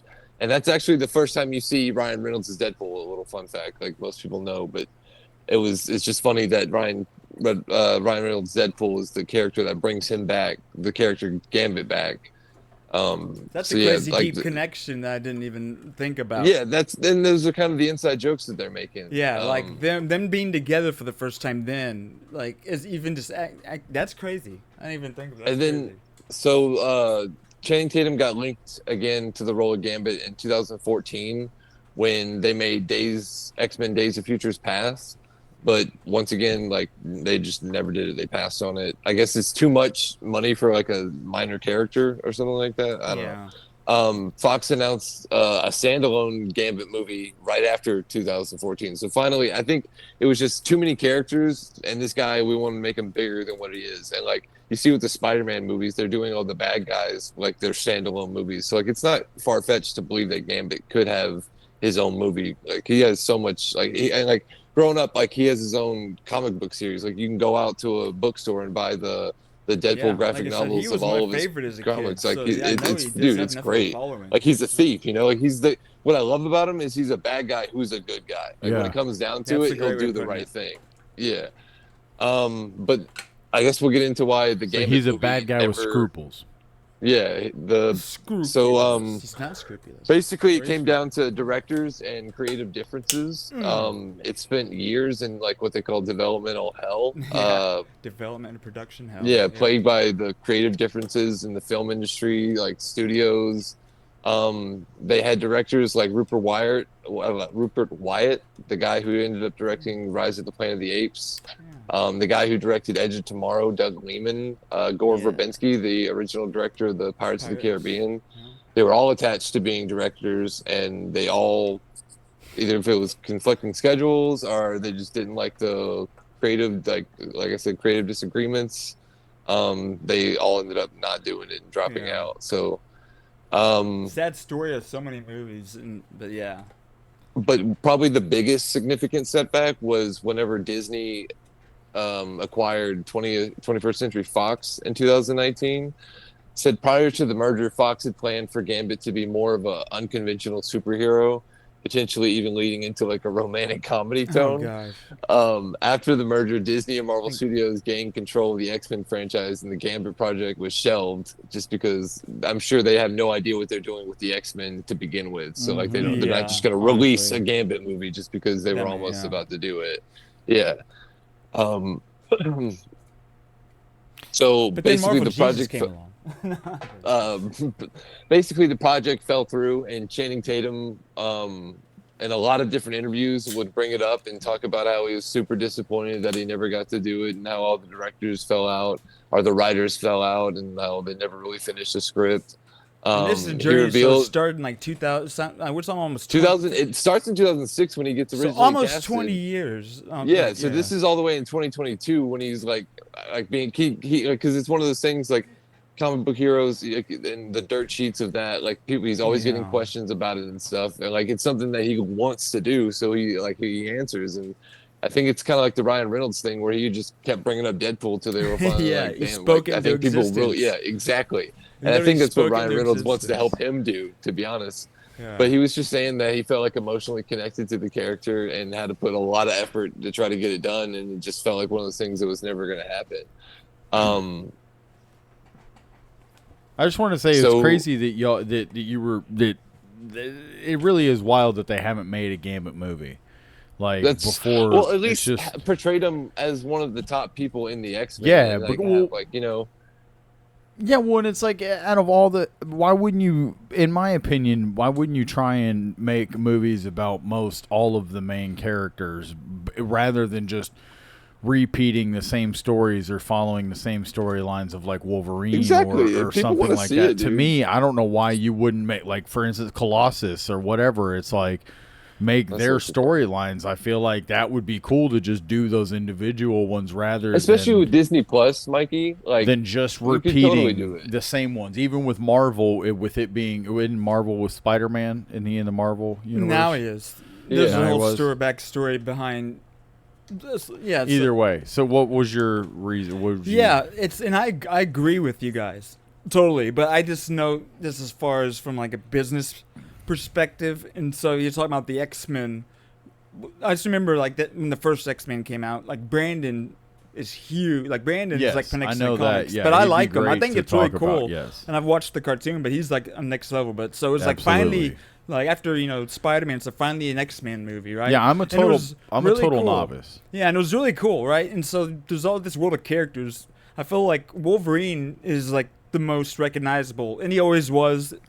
And Brandon would always be like, and it's funny because there was a fighting game, X-Men: Children of the Atom, and he'd see little kids at the arcade, be like, "Oh, I just want to be X-Man." Like that was they just thought like Wolverine was like what came to people's mind whenever they thought of the X-Men. It seemed like a lot of times, which make you see how he's featured, been like Cyclops. But so I don't know, they created a world with those set characters. Why they didn't include them at the beginning, I don't know. That's the one thing. But once they already created that path, I just don't think they didn't want to again just take the risk of there is a balancing act about just money, right? If they early, I don't. On just throughout a Gambit movie, they could have, but I mean, Colossus, that'd be a tough one. But it's just Colossus would be a tough one. It's just tough. It's well, no, the but industry there's is also Disney Plus though. You can make but you're talking about series. now. I guess I'm talking about the beginning. That's the difference. And I was just about to say, it's like at this point though, we've had enough time and again, my knowledge and everything on X-Men and Marvel and all the universes and comics is very just surface level from the movies and stuff. I'm not, and so that's like where I'm coming from. But to me, it's like I understand early on not wanting And to. that was my opinion. Was just in that time. I should have said that. I should have been like, it's like not to now, but like that was just give me opinion of like 2006 to 2000 or whatever. So that's what that opinion was based in that time frame. Yeah, and so I just mean that now, rather than rinsing and repeating the same storylines of Wolverine, it's like you're saying that about money, but at the end of the day, no. Again, for that I time, think that yes, for that time, but now they totally should. Now it's like It's a fucking you have Penguin show. yeah, it's like now you have all this. Why wouldn't you just? People would want to watch it. I feel like because I it's not agree with something. that. I feel like at some point a lot of this shit just blends together with me. It's like, oh, there's another Spider-Man movie. It's like, fuck, there's been 17 Spider-Man movies. Yeah. I've watched like 3 of them. No, and for now, I'm totally they should, and I think it would be a smart investment. I think it would be a wise decision. Like I think it's a good business move. So yeah, I defer to Jeff though. Back to you, Jeff. Sorry. No, that's basically it. I mean, like, I think if you see at the end on one of the hidden the hidden little things at the end of the Wolverine Deadpool movie, that they have there's something at the end a scene with him. End credit scene. Yeah, with him. Yeah. Like he goes, like he sees one of the little Doctor Strange So wheels. it's at the end of But, which like, movie? Of Deadpool and Wolverine. So there is an end credit scene.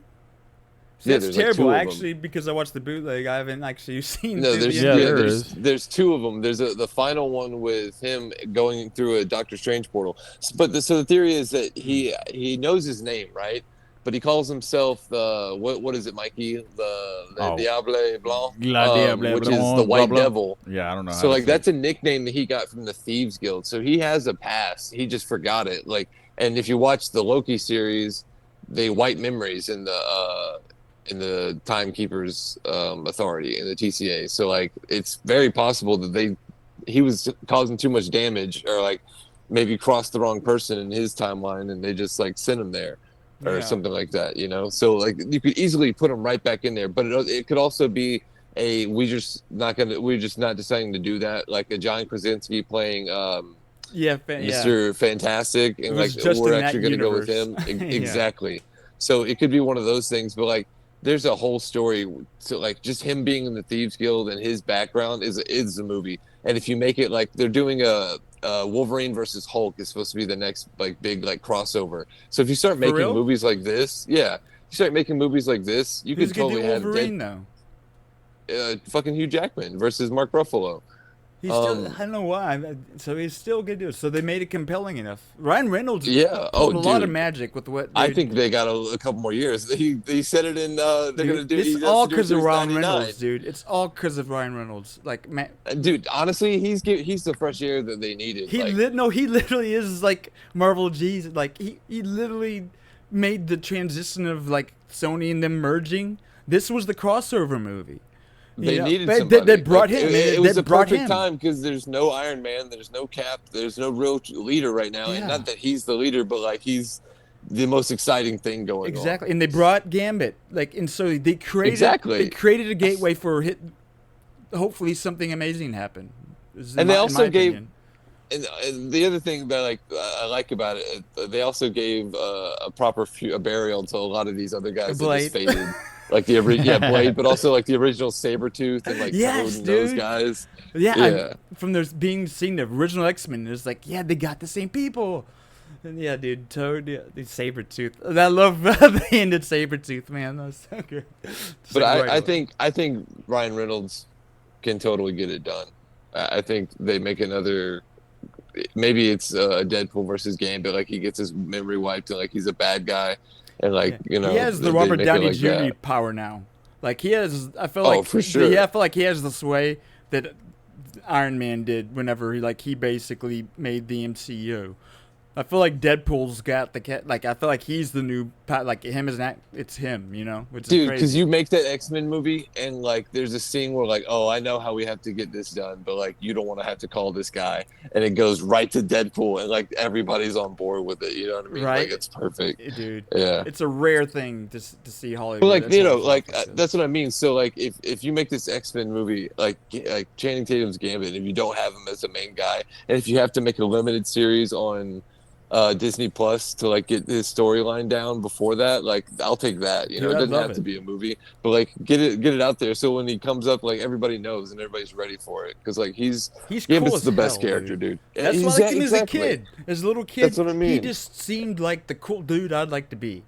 And Like, that's why I is- wanted to give it a deep dive because to me he was the guy for the comic. Like, everybody loves Wolverine and rightfully Yeah. so, but like for me it was always Gambit. And he never Yeah, he got was the like the respect James on Dean. screen. He was like the rap. He was like the cool badass. You know. Play the clip. All right. Roll the Roll tape. that fucking clip. And it's funny Mikey, because Roll that Mikey, beautiful I've seen bang. this, You gotta but give you your two impression made it after. a joke that an inside thing until I'm like grabbed onto it. But it's just funny. So I love Roll this. that beautiful bean footage. All right. Mikey, I want to hear your impression after. All right. So let's make sure the world can see what we're looking at here, and I'll get a couple pop-ups here. So let's get ready, because I'm paying for it, and it should be on the third Pop-ups? time. Long I've been waiting for this. Woo, I'm about to make a name for myself. Whew. here. I don't think you guys walk away from this. You just make sure people know what happened here today. When you get out of here, you have a drink for me, yeah? Just stay on our 60. All right. Let's just go Woo, I'm back. about to... This is good. Let's just watch that again from here. Oh, this is gonna be good. You know how long I've been waiting for this? Woo, I'm about to make a name for myself here. I don't think you guys walk away from this. Just make sure people know what happened here today. When you get out of here, you have a drink for me, yeah? So is this all Oh the my knowledge that you shared God, with us dude. about? But just "Woo, look at I've him, been dude. waiting for a That's long Gambit." time for this. But everything he just said, now like having the information That's that a you fly- shared, hits he a- has been waiting a long time for this as an actor. yes. And it's All so makes amazing, sense. dude. Yes, Yeah. because like you said, he's been wanting to play Gambit and be in the movie and Yes. have his spotlight. totally so it's like meta. it's Exactly. like breaking the fourth wall or Yeah, whatever. for It's those like, who know. For That's those who what know. Deadpool does. Yeah. Yeah, and oh man. For like the people who know, And look 'cause at not that everyone outfit, knows dude. That's about fly what as you shit. told us. Dude, he looks bad. It's such a badass. like dude. the silver shin in the guards, trench coat, black dude, pants, leather purple with the trench coat, dude. green, Leather the dust. leather, Exactly. all the colors. I mean, the dude, headband. this is the same Man. movie that perfected Wolverine's look. So Yeah. Well, the headband thing is like he's Batman with no face. They cut the face out of Batman and no ears. and that's the thing. So like so he whenever has like he it's all was like one. petitioning him and his writing partner Reed Carolyn. They were petitioning to like make it like not just a badass action movie and like about like him being a thief and stuff, but like him being a lover too, and like Well, being he's kind of like a You can romantic tell he's a romantic action comedy basically. or that he's got And, like, like- James Bond charisma, you know, like, Dude, he and can I'm just like, hook dude, up with that- women and then just whatever. We can get Rogue and finally have like an accurate, good portrayal of Rogue and like, dude, Gambit and Rogue. That would make it like release it around February, around Valentine's Day on Disney Plus, a limited series, Gambit and Rogue. Boom. Dude, that's really a freaking amazing idea because Right? that's dude. And that was what's cool because I always thought Rogue as the little kid like was the for a cartoon. What I thought she was the coolest, hottest chick. You know, She wasn't like, a kid. That was Jubilee. In the movies, they made her a kid. She's the No, she's no, a I'm just full-grown talking about fucking when I woman. was a kid. No, Oh, yeah. yeah. When I was a kid, No. whenever She got that ass. exactly, like I liked him the most, and I thought like if I was trying to hook up with one of the female X-Men, it'd be her, and that's who like Gambit had to like whatever dynamic with. So that'd be a Yeah. great thing to see. And the cool dude. thing about Rogue too is Miss Marvel is established, so like that's who Rogue gets her flying abilities from, and nobody really cares for Miss Marvel, so that's a good way to Yeah. cut her out the series. Just But saying, at like, least I they think did she that. doesn't really care to play it anymore. Yeah. All roads lead to that. Yeah. well, But yeah, that's that my the deep Gambit dive bit? on the Gambit. that's the Gambit bit. That's all you got That's for the us on bit. the Gambit. Awesome. Well, no, that was know, really good. yeah, Not to say I love that's all you got. That was amazing. Yeah, Everything no, you provided it's- was fantastic. Oh. And like you said, what's cool about everything, Jeff was the one that really brought to my attention the fact that like he was saying that that line right there where he was like, I'm about to make a name for myself today. Whoo! You don't know how long I've been waiting for this moment right here. Like that, all of that was so great because Jeff made like, that funny for you. It made it better because also my too I daughter realized said that like that he had I mean, it really was already had funny, Channing but Tatum yeah, the really depth had of how been funny waiting a that long was. time for it. Like it's funny without he's- knowing anything. Yeah. But then you know that. It's yeah, like, damn, this that's is even like, funnier. Like yeah, he's dude. been waiting so long to play Gambit, like, and you know he's straight up saying like, it's cool because then it's And like you know they're now all gonna check out this die, too, badass, which yeah, is yeah, also funny. yeah. But like it looks, to be honest, it looks like he locked himself into a room and like tried to learn the accent of the guy from the cartoon series. And like if that's what you're aiming for, like he got it. And like that's all we really need. No, he did You know great. what I mean? He Like, did so. I don't good. need him to sound like he's from like an actual swamp in Louisiana. Yeah. Like, you know what I mean? Dude, yeah, it's Well, do y'all? you're good. You wouldn't No, be I able was to gonna understand say, him is do the y'all problem. Do y'all want Mikey's wild card hour, where I just Or talk an about hour? wild card stuff? or Well, do I you mean, want so more if I more could stuff? show you Time my, out. because you didn't have a chance to see the little thing I put out there. But just pretend, because if there's something, because there's definite things that I've had made note of that at some point I wanted to talk about. And where's the text I sent? Yeah, we don't have to, but in the future, so if we could use, it'd be good if he could see it, huh? I guess it doesn't even matter. If people, come on, turn on. So brief AI interview. No, that'll be a note. So I know Uma. I don't know if I feel like you should know about this in the James Webb Telescope. That was the thing. Oh, we're talking about that? No, I'm just going down the list of random things, and then you can yours and see. Recently, a couple days ago, in I'm trying to find a way to get my wife to kind of connect it to AI, so I don't sound as crazy as she was telling me about a dream of hers, and I'm like, okay, like we could make your dream, like actually make your dream come to life. And so like I did my best, and it's not a final thing, but like I was able to create like a movie-ish tiny segment of just a part of her dream, and like show her that. And I don't know, that was cool, but and other shit. So I don't know, what do you potentially want to get into? Well, I had been digging around like while we were sitting there talking, and things like that. And Oh, so you're like not paying attention when people are talking? no, it sounds like. I was listening to everything that was being said, but I also Okay. was digging around through some notes and things like that. That's powerful. And oh, is it? No, it is. Okay. Well, did you guys know that there was? I had no idea, but did you guys know that there was a UFO crash landing in 2023 Donde?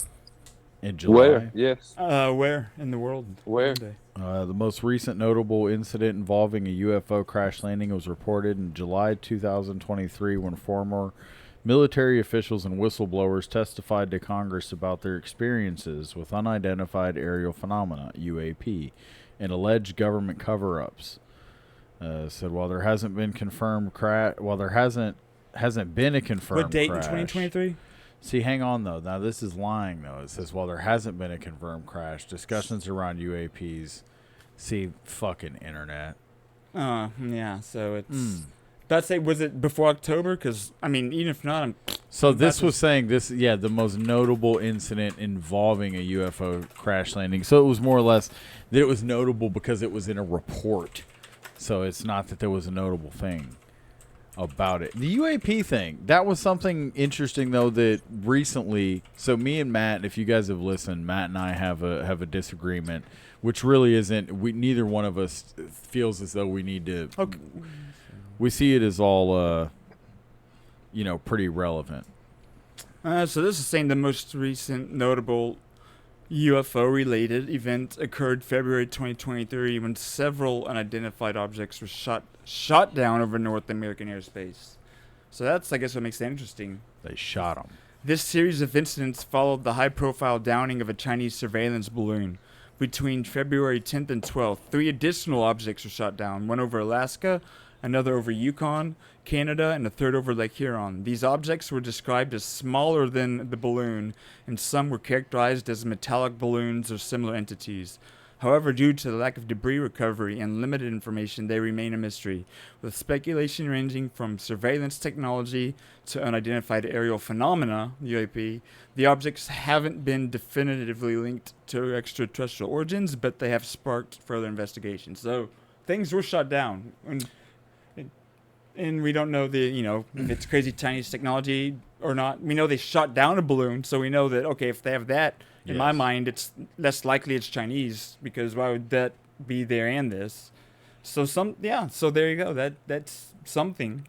And so one thing that I thought was interesting about I wanted to kind of what I was trying to say before there briefly when I was talking about UAPs or whatever. And about that whole thing, because we've had that discussion. I just wanted to kind of say there was something I had sent you the other day.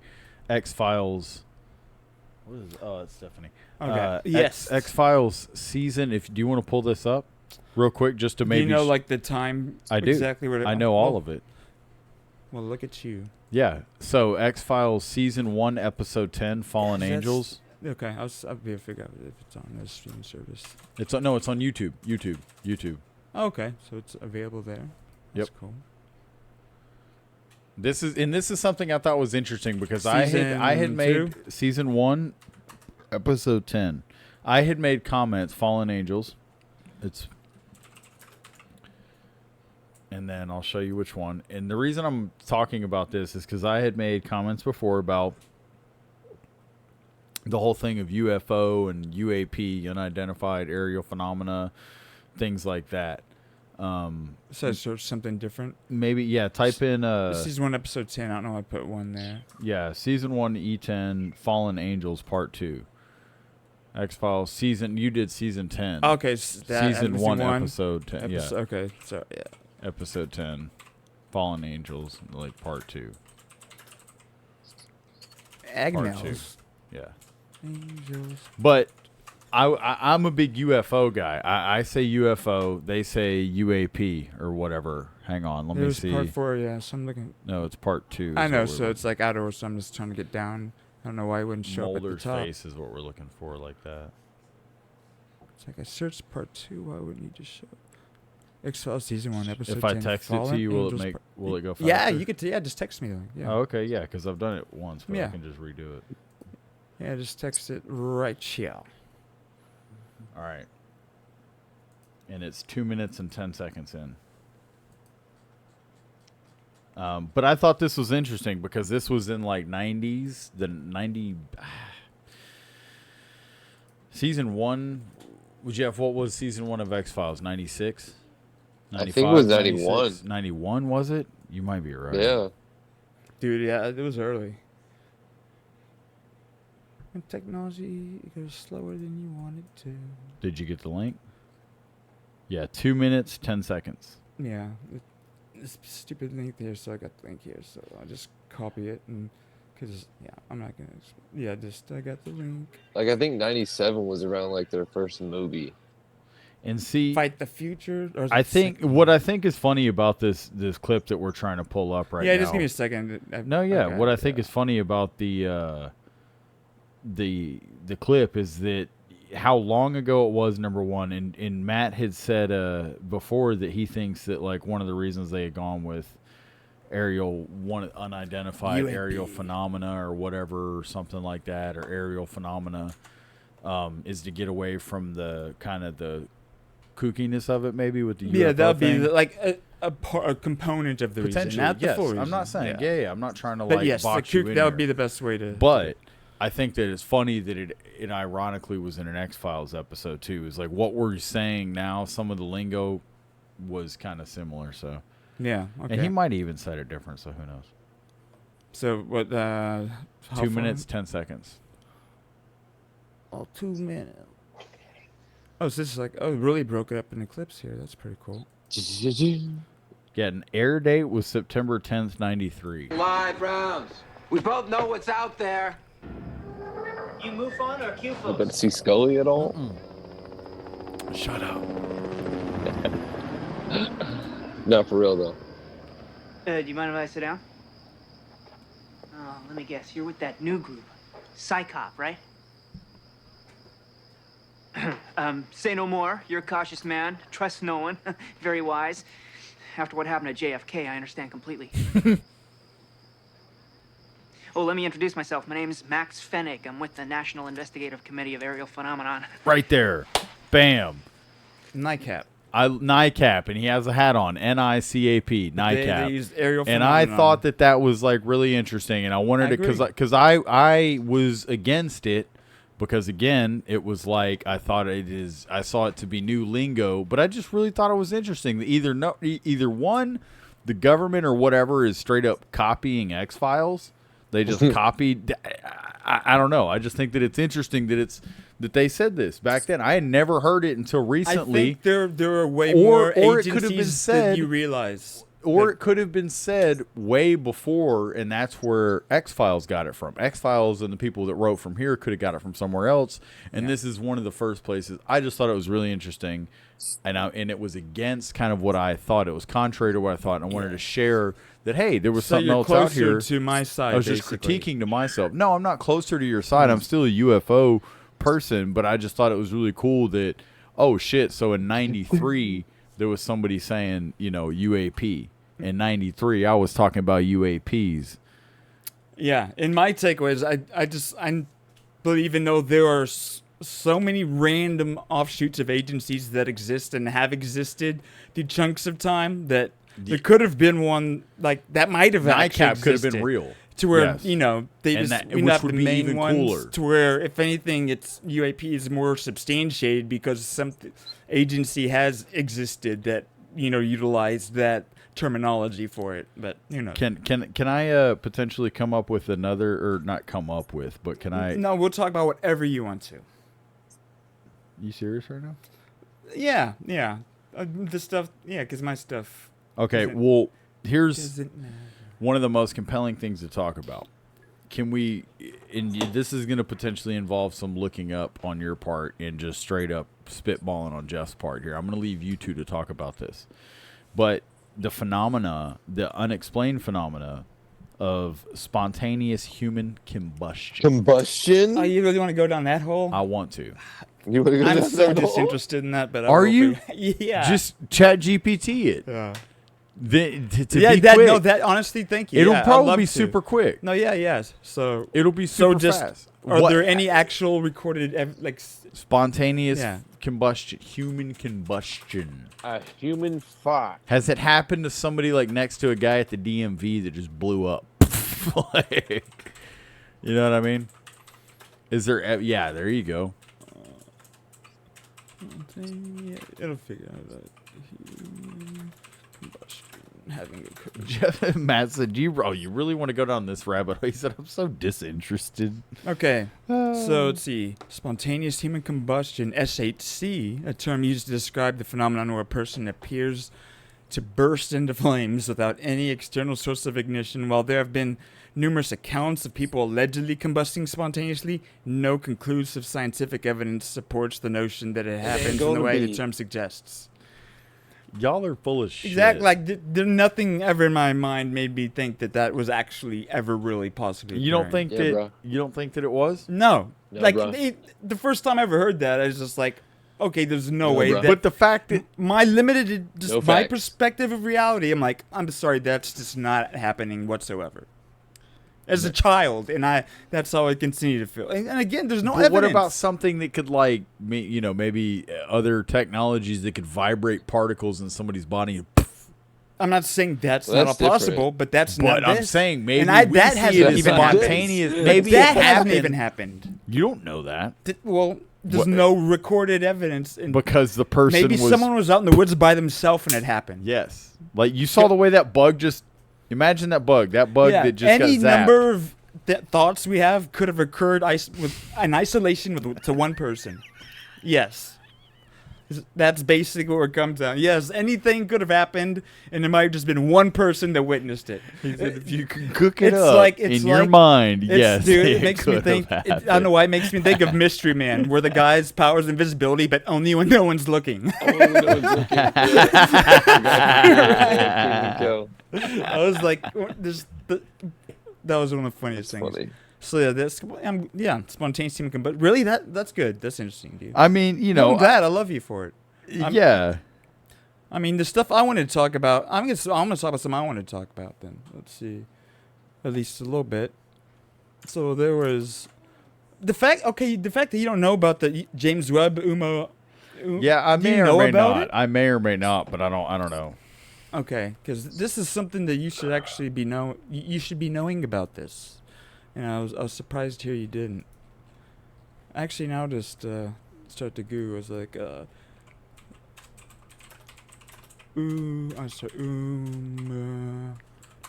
let's see. And there's this one I'm looking for. So the James Webb Telescope captured the first image of Oumuamua, an interstellar object that visited our solar system in 2017. The telescope observations have helped to solve the mystery of I gotta play that. There's gonna be a video because I kind of hate saying.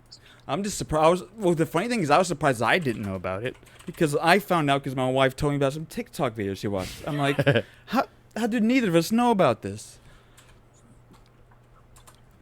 So we're just following the James Webb Telescope because something a few hours, like days ago, something happened. But let's see. Telescope, OU.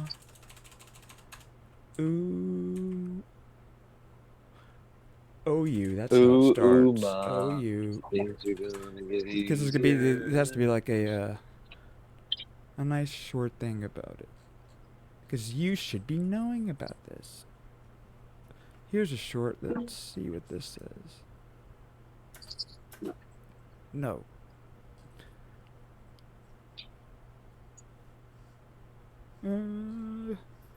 Should have been known about this. Well, I guess I'll just get this thing to summarize it. ChatGPT.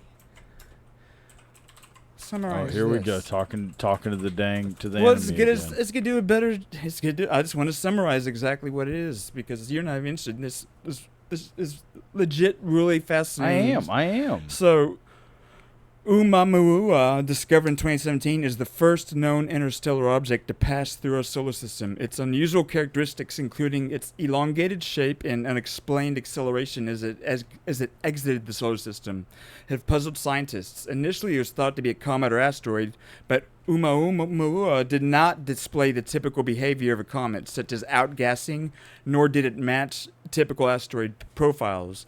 One hypothesis suggests that its acceleration might be due to the sublimation of hydrogen ice, meaning that the object could have originated from a molecular cloud where such ice forms. However, the conditions required for that are extremely weird, so that is a more speculative explanation. NASA's telescope, the James Webb, with its advanced capabilities, is expected to study future interstellar objects. So it still remains a mystery, but so they spotted an object that it's shaped in a way that's different than like asteroids or anything else, and it moved in a nature that's different, and even like the way the movement patterns. But it was like so far away, and it's come in and left our solar system. So it's almost like it's literally a UFO in deep outer space. That we've seen. Yeah.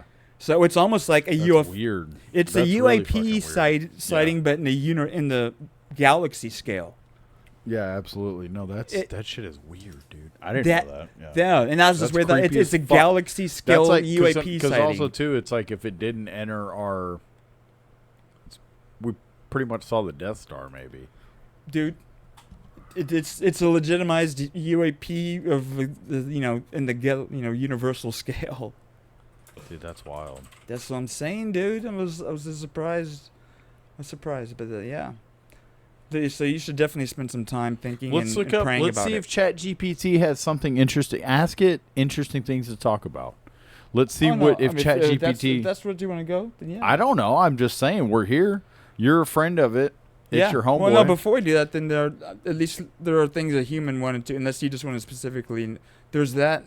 Then yeah, you can type. No, actually, no. Okay, actually, do you want me to show you something cool? Jeff, what do you want to know from ChatGPT? Hold on.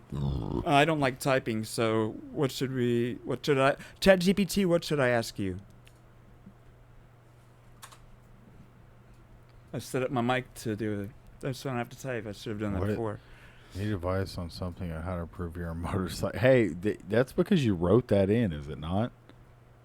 If that it's top not part one. of the same conversation. Go down. No, I know what you're saying, but a new chat should carry over any of the information from the prior chat. But it's recording all what you're saying. No, that's a separate app. Okay. I have a different app that's doing that, so I don't have to type everything. And I'll just disable it there. No, but need advice or tips on something like how to improve your motorcycle instruction? Okay, that is crazy because yeah, open mic, science topics, current events. So it knows me. I mean, obviously there's certain things I've talked about before, but my understanding whenever you do a new chat is that it should be like a fresh conversation. But I guess it's like a fresh conversation with them still knowing you. That's the way I've learned to think about it. Like whenever you do a new chat and you just bring up something, you don't have to like worry about querying like the exact same phrasing. You have to think like talking to a person. Like if we're talking about this and then I'm like, wait, no, just do it. Like you can just talk to it that way in a conversational level. So, and but so my new I didn't realize that it maintained that level of information. How do you want me to just do it with this, or do you got it? How do you learn? How do you learn? Oh, okay, yeah. So about let's talk about training and everything. Let's see. We can read it if you want. No, you're fine. I was seeing if there was anything that stood out. Oh yeah, I think it just goes into the training. Process. I just thought it was interesting, but like, how do you retain information or something would be interesting. I don't know. Either way, we don't have to go down all those rabbit holes. Yeah, I could answer a lot of that, but yeah. No, I know. Well, because we talked about Jeff sent me down that rabbit hole. Or was that, has he not been on since when you sent me that video about that guy asking about breaking the simulation? And then I went on and I don't even know if you watched the 20-minute video I made about it. Oh, yes. I saw you talking about breaking the simulation. Yeah. I watched it. Because Jeff sent me that video of the guy Jeff, doing that. You're a simulation guy. I am. I know, but did you watch my? Simulation. Did you happen to watch like? I did watch that. Yes. Well, I went through all the different models because I was curious with that guy's, but then I just thought it was more interesting to just get to be like, yeah, almost like the consciousness thing. But yeah. So you think? Do you think we are in a simulation, or do you think it's? I think it's like.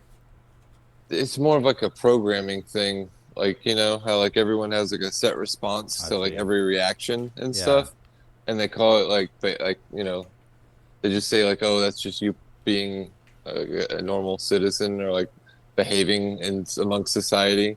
But do you believe that you're a unique entity within that, or is this like just something? I believe that there are. I'm not trying to be like. I mean, I don't know. That's the funny part. Like sometimes I do, and sometimes I'm like, man. Sometimes I just feel like I'm programmed to like run this rat race, Yeah. This wheel. No, I know. Like I know I do. The feeling. I think, but also I think if you're able to think like that, then I don't know. Maybe we're all not NPCs, but some of us just are more asleep than others. I don't know. In my mind, I think that. Yeah. In my mind, that's what I would personally lean into, because I don't think I think we're all unique individuals, but yeah, I think. It's just like the Matrix, or just like anything. The grind of just managing existence for most people doesn't their mind doesn't ever even care to or think about things beyond, or they're just, like you said, wired differently. But I don't think it's necessarily people are more enlightened than others, but it's just some people question reality and things on a different plane. But I feel like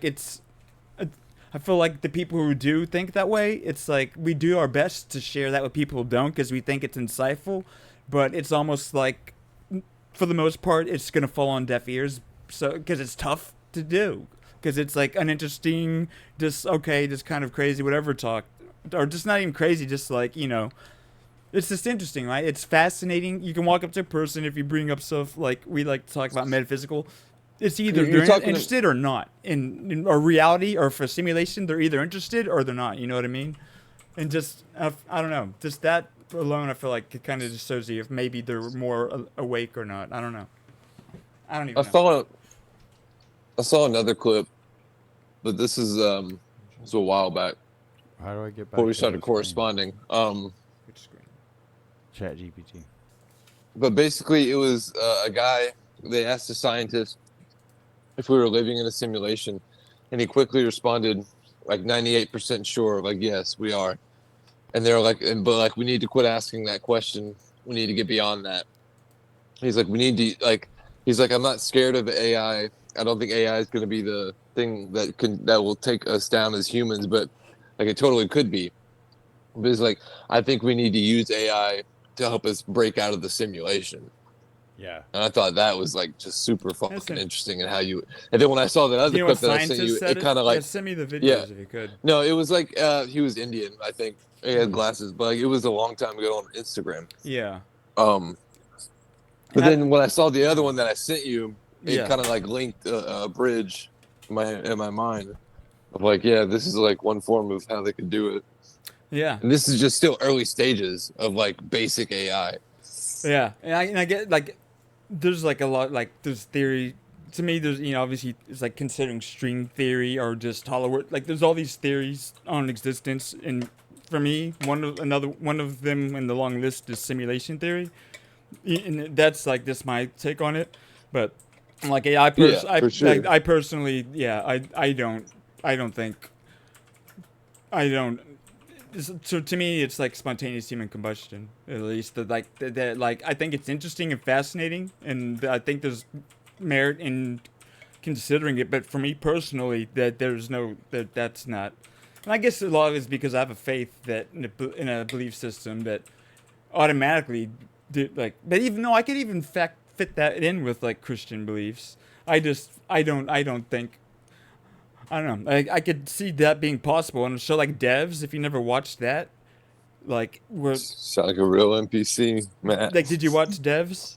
Yeah, I watched Devs. Yeah, just the idea of like, you could be a simulated version of yourself. And on Black Mirror, like when they did a dating service where they have like, digital simulations of yourself go into a world and date other ones Yeah, till they right? find the That is perfect mate. crazy. So in real life, you don't have to do that. In real life, they'll just tell you this is the person, and this that's such an amazing idea that was years ago, right? So yeah.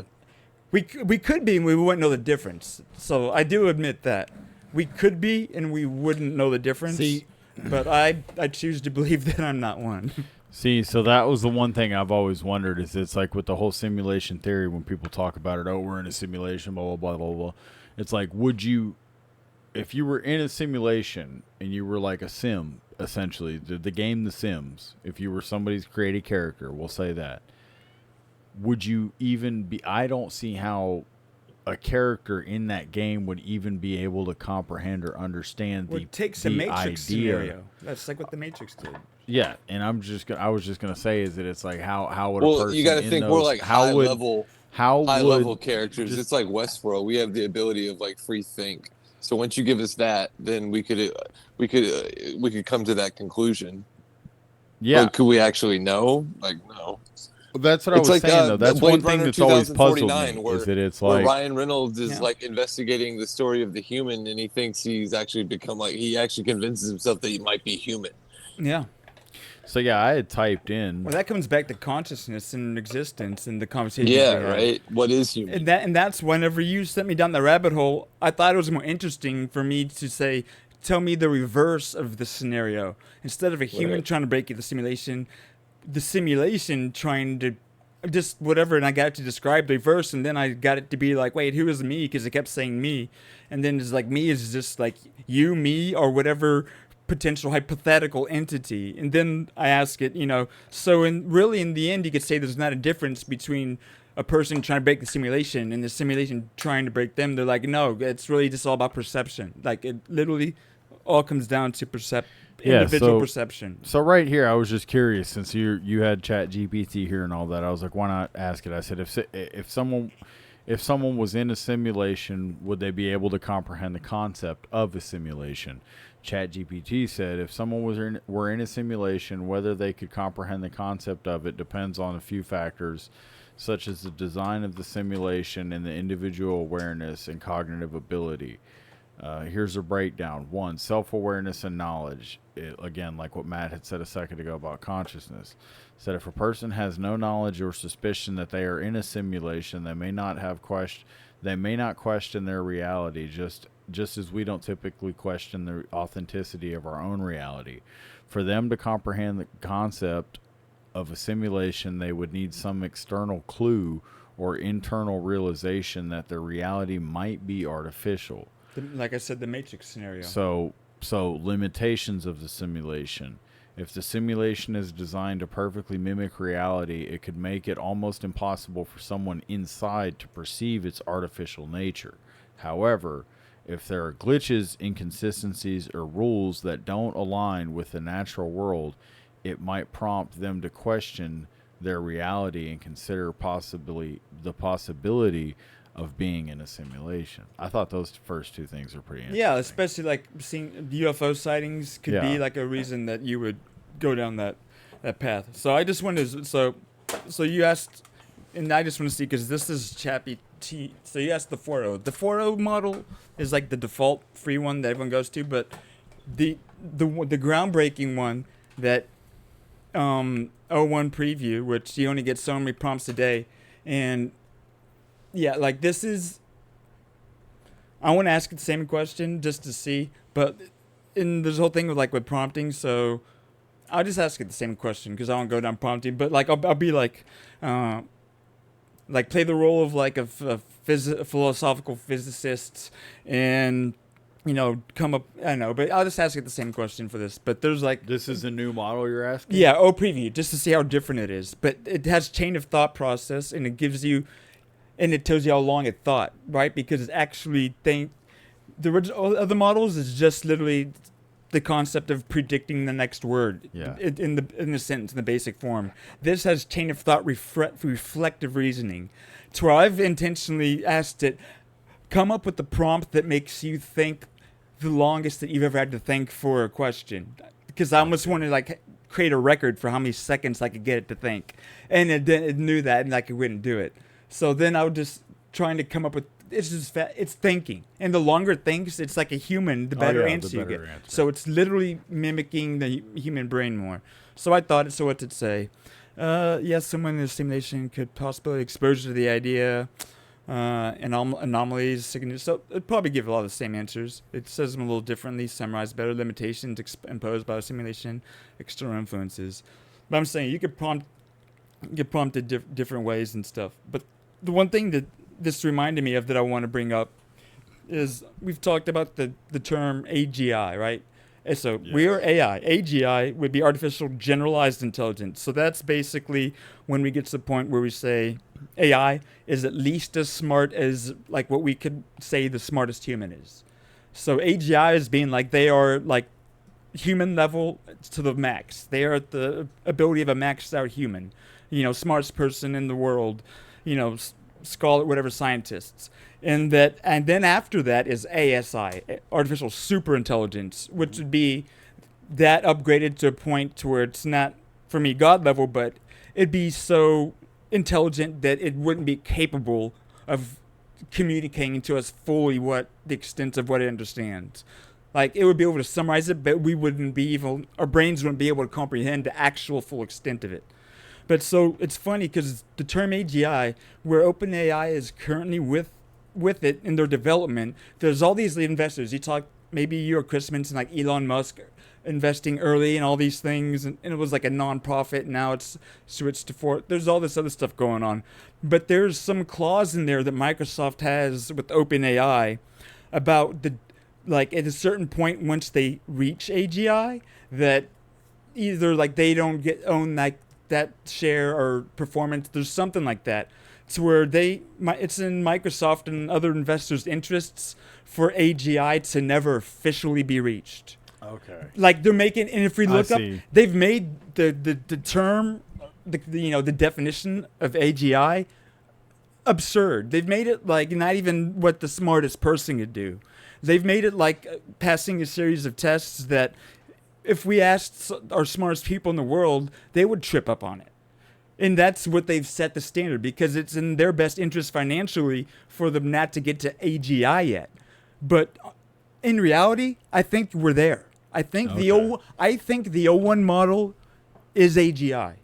And I think there's a lot of big, Microsoft other players and people with money who it's bad for them once that happens because there's like financial, they won't make as much money. There's some separation of income. But I think with because you run the O1 model through like any type of, if you think about humans, they can get hundreds on tests now and then, but they're imperfect, right? They're going to stumble and it'll take them all, but the smartest people come up with solutions. Like this model can basically pass and do any test. And even if it messes up, the best, smartest humans mess up. It can still outperform or perform as well.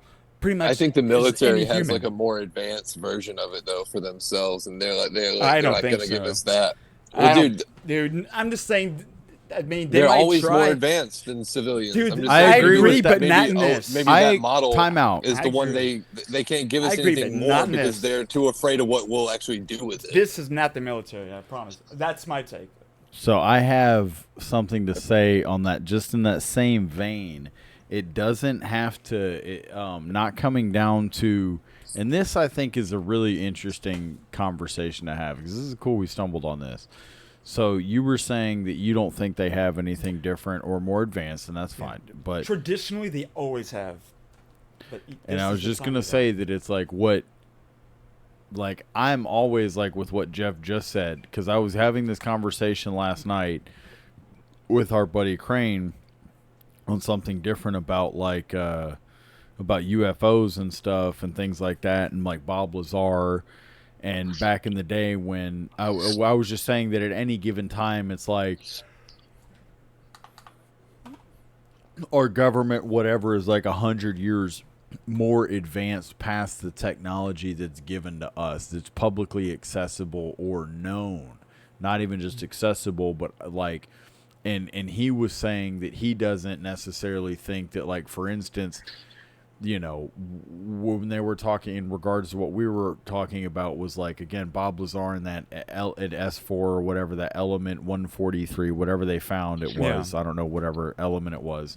But he was saying that he doesn't think that we've even really figured any of that out. That like, because the whole thing was we got on the topic of fake alien invasion.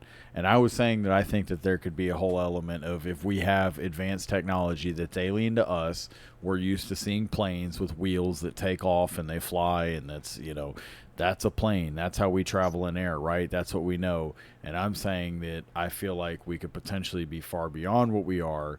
And, it was just that whole argument of like, and he was saying that in that aspect of he doesn't think that we have anything that is UFO-ish. Personally, he doesn't think that we have anything like that can mimic all those things that we see with UFOs. And so you can go ahead with your... So in my mind, my initial thought is, even with what you're saying, I feel like it's almost two different questions entirely, like, or just two different.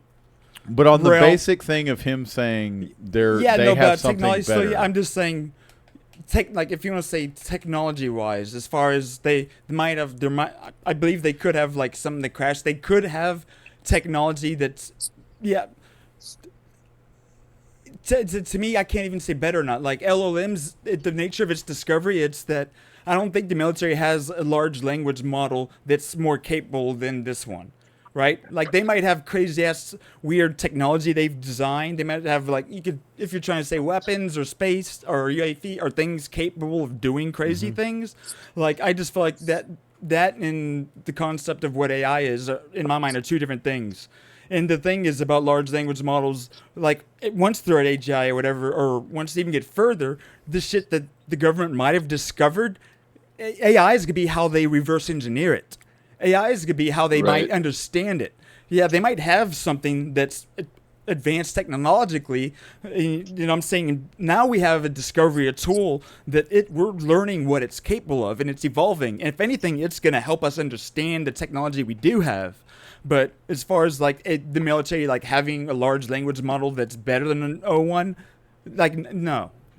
Then for me, there's like, no, there's no. Like, because the millions and the amount of money that was gone into even like getting this far in compute and the graphics processing and all that crap. The military, that's why the government and things are getting more like involved with Like if it, anything, because the they're military's seeing going the to them, potential. is what you're saying. Yeah, they're seeing the potential, so it's like, all right, this shit is like, okay, we need to like get our hand in control over this somehow, because it's like a living monster, an entity that it's outside of anyone's, not any, but to an extent, like they just want to try and harness some of it. But the military is not, they don't have top minds working in engineering computer programs and large language. They might, but no, OpenAI, like they don't have like some better scientists in my mind doing large language models and doing anything like, you know, what the public sector and OpenAI have done. That's all I say. Yeah, no, and again, Jeff, if you have anything to say, you can get to it if you want. But I was just going to really quickly add, I just go,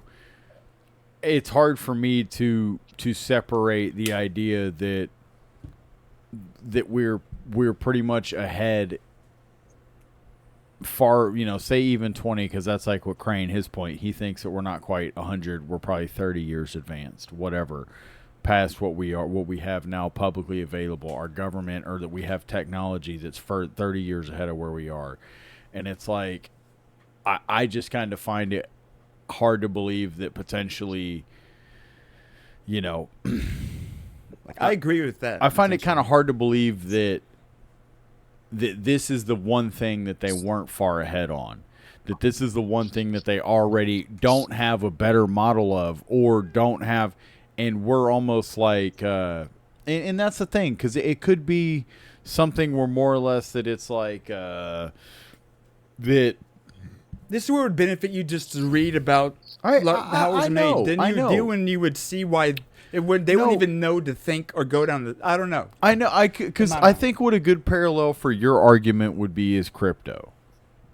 I think a parallel to be able to bolster your argument would be crypto, because it's like crypto wasn't something that they created. Crypto was created. Yep. And now they're trying to figure out how to regulate it. Or how to create their own digital currency. Yeah, exactly. So I think that It's using crypto to that would be analogy. a good way of being able to bolster that argument. That's great. Now the idea of blockchain technology is like akin to AI. Yes, and yes. so and large language model. And so I think that it's like, but again, I do see that side of it. How it's like, AI was straight up a discovery. It was just like us finding gold in the West, and then everybody ran to the West and went for the gold, and so it's like everybody's discovered AI and now they've ran for it. But it's like they've got to be shit. If they're normally 30 to 100 years ahead, they got to be 5 years ahead. I don't know. I could be wrong. I don't know. You know, I know that I don't know. And like you said, I do. The more I go and learn of the origins of it will help me, you know. Yeah. But for now, everybody will assume the position upon the wall of assumption. Yeah. No, and it's funny because, you know, it's probably getting close to time to. Wrap it up. But before just, because my dad comes over every Thursday, and I'll just like, you know, randomly show him like examples to where he was talking about something about concrete now and carbon emissions. I was looking because I asked him a question. I got to figure out his search because I was like, okay, I'll just do it real quick. So come up with, I know I saved it. So, but basically, he was just like talking about investing or just the concrete industry because the company I work for and how it might affect them. And I was just saying like, well, ideally, you know, we need the ideal scenario would be to find an alternative to concrete, but of course, like any people already have financial ties in the concrete industry, that wouldn't benefit them to explore, just like the oil industry wouldn't benefit from electric cars. Think about. Right? That's crazy to think about. Well, no, yeah, just like electric cars exist, but there's so much money in industry and tied in oil to just switch over, that's bad business. That's not a good business. Same thing with concrete. So I think And there is more. And I asked it to come up with 5 potential alternatives to concrete. And it did. Like, I mean, I could do it now. I had it to get, and I did a really refined prompt, but let's see. Okay, let's create 5 alternatives.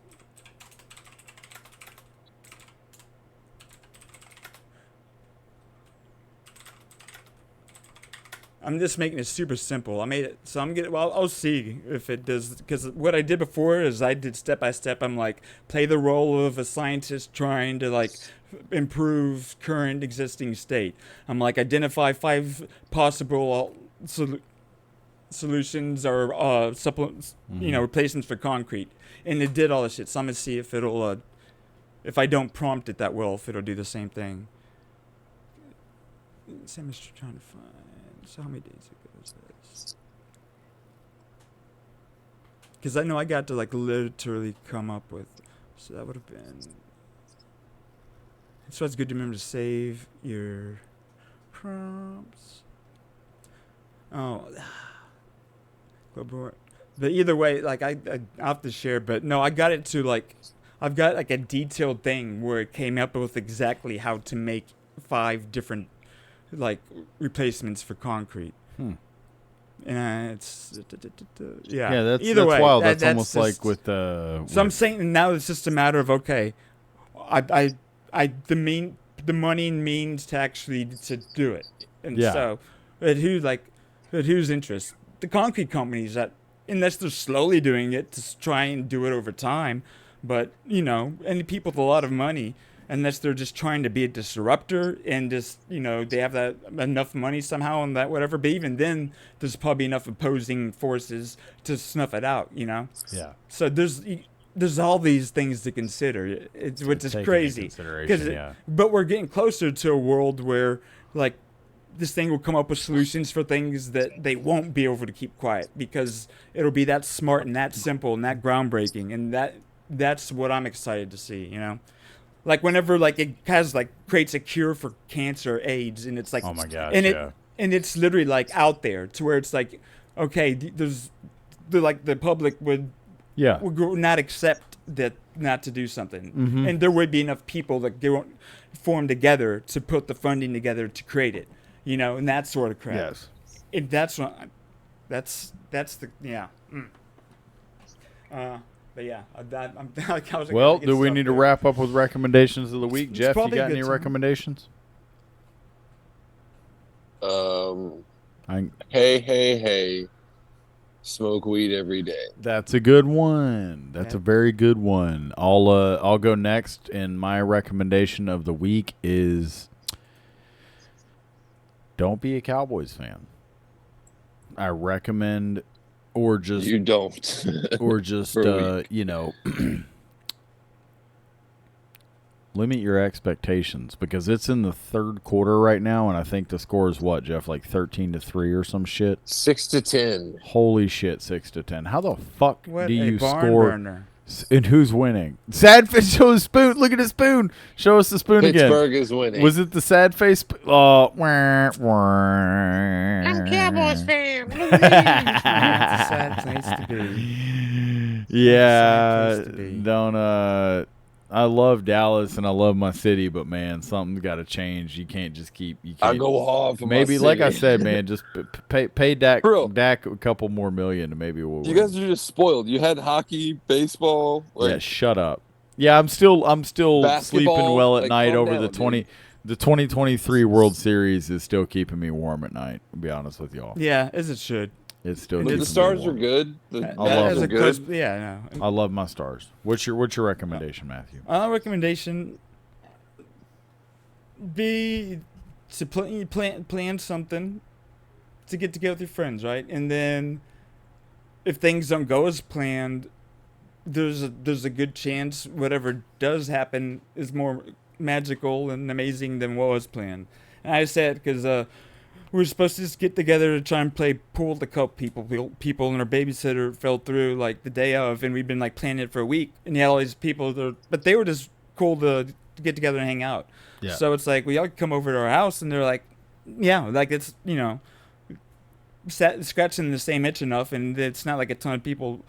And then so some people came over last night, and it was an amazing time of just friends, like everyone engaged. It was just like a rare thing to see. And then at the end of it, remember your loved ones in the important moments you shared together. Because I'm a terrible husband. My wife. No, I really am. I'll tell you why. Because it was after everyone had left. You know, it was like it was after midnight, and Steph is like, "You know what day today is?" I'm like, October 6th. I'm like, you gotta help me. He's like, it's our wedding anniversary. Oh man! Ask AI how to help you ever seen remember enough these movies days. to How know to that's help not you a good remember. thing? I should have known better. I'm just glad my wife loves me, knows me enough to where it's like, she knows I'm weird. Like, there's still no excuse. And I'm not gonna ever forget now, because there's a tie-in with like her granddad and his birthday. So there's multiple reasons, but still. Yeah. Makes you even more of an asshole. How I many? guess it Isn't this does your make me more of first an wedding asshole. anniversary though? I mean, it's the only wife I've ever had, but I've been married. How many years have I been married? Yeah.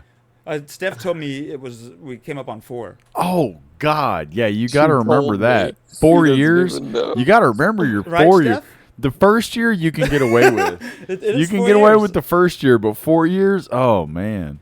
Hey, if it makes you feel But better, Stephanie, he forgot my birthday, No, I and didn't. he's known me for 33 No, years. I called you. Yeah. Oh, yeah. He called me and talked to me for 45 minutes about some other shit, and then I was like, "Yeah, it's my birthday. Happy birthday." No, he casually mentioned about getting together Saturday. He's like, because my And he birthday's was today. I'm like, "That's." oh yeah, happy birthday. He's like, that's why I called you. I called, and I just got sidetracked with this other stuff. So that was all funny. But no. Yeah, remember those dates and thing. Great You know, it's not things.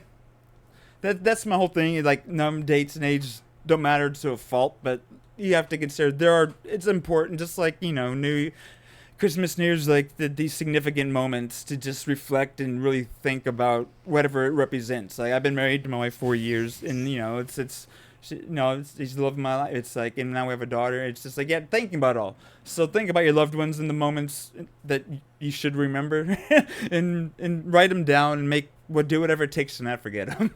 Yeah, oftentimes a lot of the stuff that you put on the back burner for other things, the things that you put on the front burner aren't usually as important as the things on the back burner. Dude, which is crazy. That's some deep. It's crazy. Some it deep happens all right the there. time. Happens all the time. All right. Well, But we love you guys, and as always, be seeing you. Saying you. Fuck you, Joe.